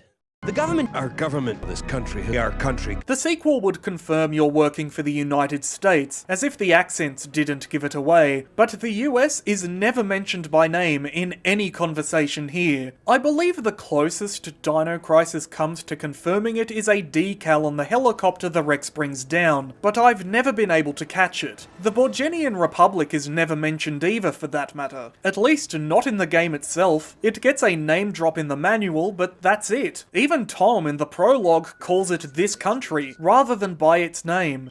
Regarding the staged accidental death, it appears that this country is somehow involved. We never get a sense of the place either. Literally the only thing we learn about the Borgenian Republic is that they're famous for creating weapons in secret, something no other country in all of human history has ever done. I can't imagine the thought process behind the decision to make such a blatantly political story of government espionage so strictly apolitical. I guess Capcom didn't want to upset American players? I don't know. But the result is a story that feels defanged in a way. Dino Crisis could would have said something about how this style of political interference is as violent and outdated as the dinosaurs, but instead it's just reduced to a single cutscene of, "Are we the bad guys?" and a lot of awkward dancing around saying the name of any country, even fictional ones. Had Dino Crisis embraced that aspect of its plot, it probably would have been campy and over the top like so much subtext in video games. But who cares? So is Metal Gear Solid, so is Gears of War, so is Fallout, so is Another Crab's Treasure, so is Resident Evil. That doesn't lessen the message. What Dino Crisis lacks in scathing political commentary, it makes up for in some great science fiction. I've already spoken a little about the situation at Ibis Island leading to the third energy experiment that brought the dinosaurs back from extinction, but I don't think I made clear just how much of a shit show it was. Notes and memos reveal how most of the researchers were working crunch hours to get things ready while Dr. Kirk vanished into his private lab for weeks at a time, only to explode out every once in a while in a whirlwind of criticism. It's no surprise researchers like Mike and Paul grew resentful enough to turn on Kirk, or that things went as bad as they did when the shit finally hit the fan. There was no single point of failure at Ibis Island. 1,000 little things were going wrong before the dinosaurs arrived and put the whole lot to bed. If anything, the experiment probably saved Kirk's life. Without the dinosaurs running around killing every sleep-deprived, overworked scientist they could find, Eddie probably would have found himself on the wrong end of a poisoned dart before too long. The irony is they did their work too well. Had they not crunched to get the experiment ready, the dinosaurs probably never would have ionized in and killed them all. Speaking of which, time travel is a dangerous rabbit hole to go down as a plot device, but I think Dino Crisis uses it pretty well. It might actually be one of the best uses of time travel I've seen in any media, much less video games. There's a real risk when dealing with time travel of getting lost in the temporal source across multiple timelines, or rendering everything that happened in the story pointless by hitting a big red reset button at the end. But Dino Crisis manages to avoid both pitfalls by treating it as an inherently dangerous obstacle rather than a central plot device. It's an unexpected, uncontrollable byproduct of an already volatile experimental process. There's no way to use it safely. It's not like in Prince of Persia: The Sands of Time, where you can rewind a quick mistake. The one and only time you cause a temporal event in Dino Crisis, it's a measure of last resort that vaporizes a large chunk of Ibis Island when the third energy generator goes into meltdown. The time vortex blocking the way to the port isn't an invitation to another period of history, it's a death sentence. It could have been so easy for the climax to involve Regina going back in time to earlier that night to prevent the experiment that first summoned the dinosaurs from happening at all. But no, that's never brought up as a potential option, and I've got to respect that. It doesn't last, of course. As soon as you introduce time travel as a plot element, it's inevitable that a series will eventually dive headfirst into all that temporal bullshit I mentioned before. And Dino Crisis 2 takes that plunge without a moment's hesitation or regret before the end of the opening cinematic. And that's okay. I love Dino Crisis 2 for its crazy time travel twists, but I think the original got it right, treating time travel as a weapon of mass destruction, a background story element only brought to the forefront at the very end of things, when the protagonists are given no other choice but to use it. And even then, none of them actually travel through time at all, which I think was absolutely the right decision. There's only one missed opportunity when it comes to Dino Crisis's time travel, one that I've mentioned before, and it's the fact you never get to travel through the section of prehistoric jungle transported to Ibis Island during the third energy experiment. It would have been so cool to face off against the dinosaurs in their natural environment, to see the line where the modern day forest ends and the Mesozoic jungle begins. But again, I guess that's what Dino Crisis 2 is for. Dino Crisis 1 still works perfectly fine without it. Once you've beaten the game, you'll unlock an extra harder difficulty option, a handful of bonus costumes, and infinite ammo for the grenade launcher, if you want it. Having endless grenade rounds does trivialize the game's difficulty overall, but if you just want to go through Dino Crisis again for the story, to see what options you missed, it's the perfect reward. Plus, it's just great fun to blast the dinosaurs back into the fucking ground where they belong, though they're still more than capable of holding their own if they get in close. On the other hand, the bonus costumes are pretty disappointing. It's not even like they're too horny or anything, they're just uninspired. The only one worth talking about is the caveman costume, because it also affects your weapons. The pistol and the shotgun become bones, and the grenade gun becomes a big old fish, which is, you know, funny, I guess, for a few seconds. It's not funny anymore. Beating the game, at least on the PS1, also unlocks Operation Wipeout, an arcade challenge mode where you're dropped into a small section of the map with a finite amount of ammunition and a handful of dinosaurs to kill on a time limit. There are 3 levels, and it's fine for what it is, but you don't get anything for beating it other than bragging rights. Normally this is where I'd get into the weeds about Dino Crisis's development, but for once things went pretty smoothly. There was a little turbulence early on. Shu Takumi was originally slated to be the game's director, but after a rocky start brought on by his inexperience, he ended up getting removed from that role and bumped down to a designer. Shinji Mikami was brought in to replace him, and it's his prestige on which Dino Crisis was sold, but from what I've read, he was more of a mentor than a director. Shu Takumi still did a lot of directorial work. I've read in 1 or 2 places that when Dino Crisis began, it was conceptualized as having modern-day animals as enemies, and it's possible that one of Mikami's biggest contributions as a director was to change the game's focus to something a little more prehistoric, though I couldn't find any articles or interviews corroborating that, so for the purposes of this video, it's just a good story. What I do know is that I'm not the only one disappointed by the lack of a prehistoric jungle area. There was such a section of the game planned, but hardware limitations forced the developers to leave it on the cutting room floor. The most interesting fact I learned about Dino Crisis doing a quick bit of research on its development is that the Japanese word for ibis, toki, is a homonym for time, so translated into English, the game takes place on Time Island. That's a thing you know now, and can never unknow. Dino Crisis reviewed pretty well on release, and would go on to receive 3 wildly different sequels of steadily decreasing quality. Dino Crisis 2 is a fantastic game in its own ways, and I hope one day I'll get to talk about it, but it's much more action thriller than survival horror, or even panic horror, and like I said, it leans hard into the kind of convoluted time travel schlock this title so carefully avoided. Dino Stalker did its best to wrap things up on a side game's budget, but felt pretty tangential to everything, and the less said of Dino Crisis 3, the better. Mostly because I've never played it, though knowing my luck, that'll probably change. 2023's Exoprimal almost certainly began life as a Dino Crisis live service multiplayer game before getting spun off into its own thing, if these reports are anything to go by. And you know what? I'm perfectly fine with that. Susie the Sphere Hunter took a deeper look at Exoprimal and its connection to Dino Crisis in a video on Dino Crisis 2, so if you're curious about that side of things, go check it out, because I'm certainly never going to play it myself. Rather than any sort of live service multiplayer sludge, I would much prefer a remake of the first 2 Dino Crisis games in the RE engine, in the style of the recent Resident Evils, or, even better, in the style of The Evil Within 2, the best example of modern AAA survival horror, at least in terms of mechanics, length, and pacing. Fight me, you can't. Objection!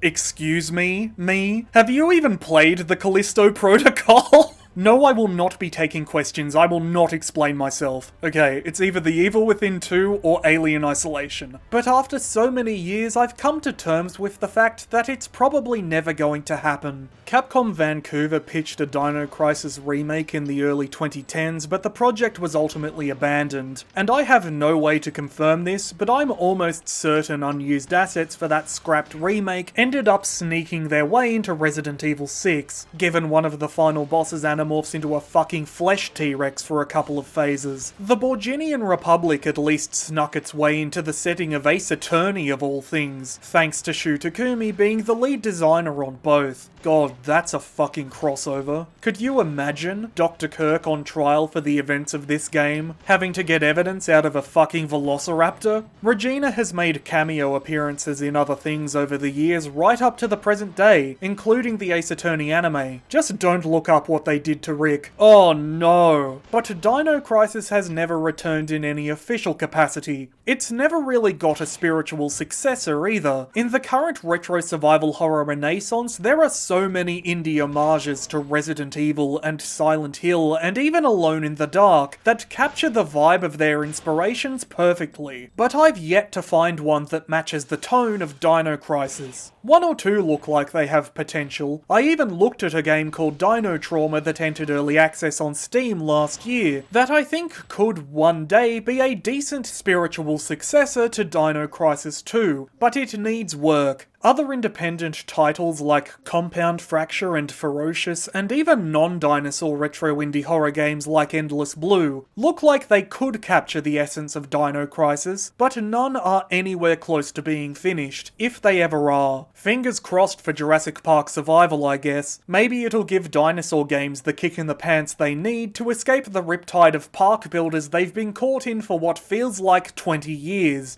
I knew going back to Dino Crisis after so many years that I was still going to love it, but it's only been through examining the game and its systems and mechanics in close critique that I've found a way to articulate why. There are things I don't like about it, things I've never liked about it, but those elements pale in comparison to what it gets right. Yes, the puzzles are repetitive and tedious. Yes, there's a lack of variety in the game's environments and enemies. Yes, you can't skip the cutscenes, one of gaming's oldest and most inexcusable sins. But there's a real pace and intensity to combat and to plot that I've never seen matched in a survival horror title that isn't also explicitly action-oriented. No other dinosaur game I've ever played has evoked the feeling of being actively hunted by its prehistoric stars, or given combat enough complexity to blur the line between who's the cat on the prowl and who's the mouse ducking for cover. And there is just something chilling about seeing these monsters wandering the modern man-made halls of a research laboratory. It's a one-of-a-kind experience that's never been equalled by another dinosaur game, and that's okay. The time when dinosaurs ruled the earth may have passed, but that doesn't mean they're gone. As much as I would love a remake, Dino Crisis doesn't need one. The original holds up perfectly well as one of the best examples of classic 90s survival horror. Capcom may have forgotten about it, but I haven't. Neither have so many others, and we never will. Thanks for watching.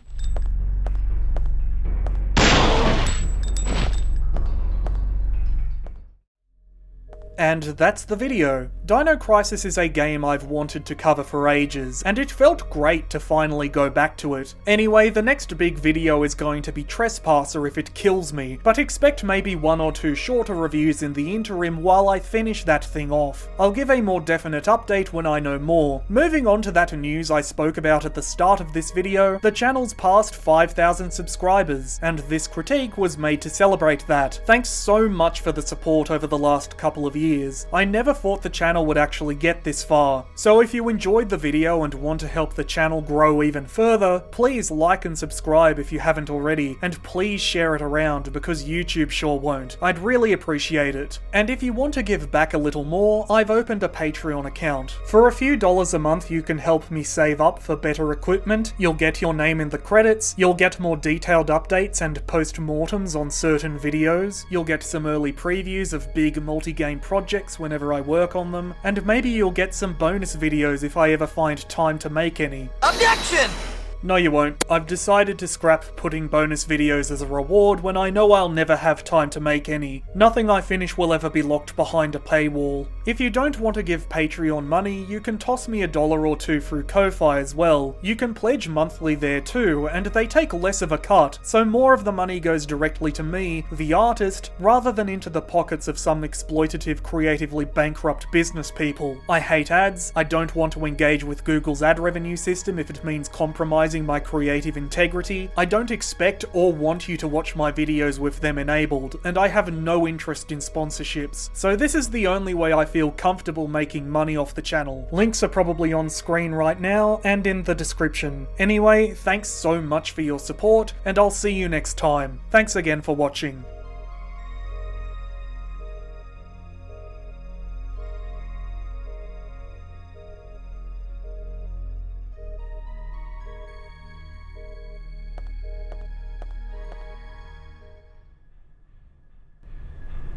Okay, 3, 2, 1, go. Oh shit.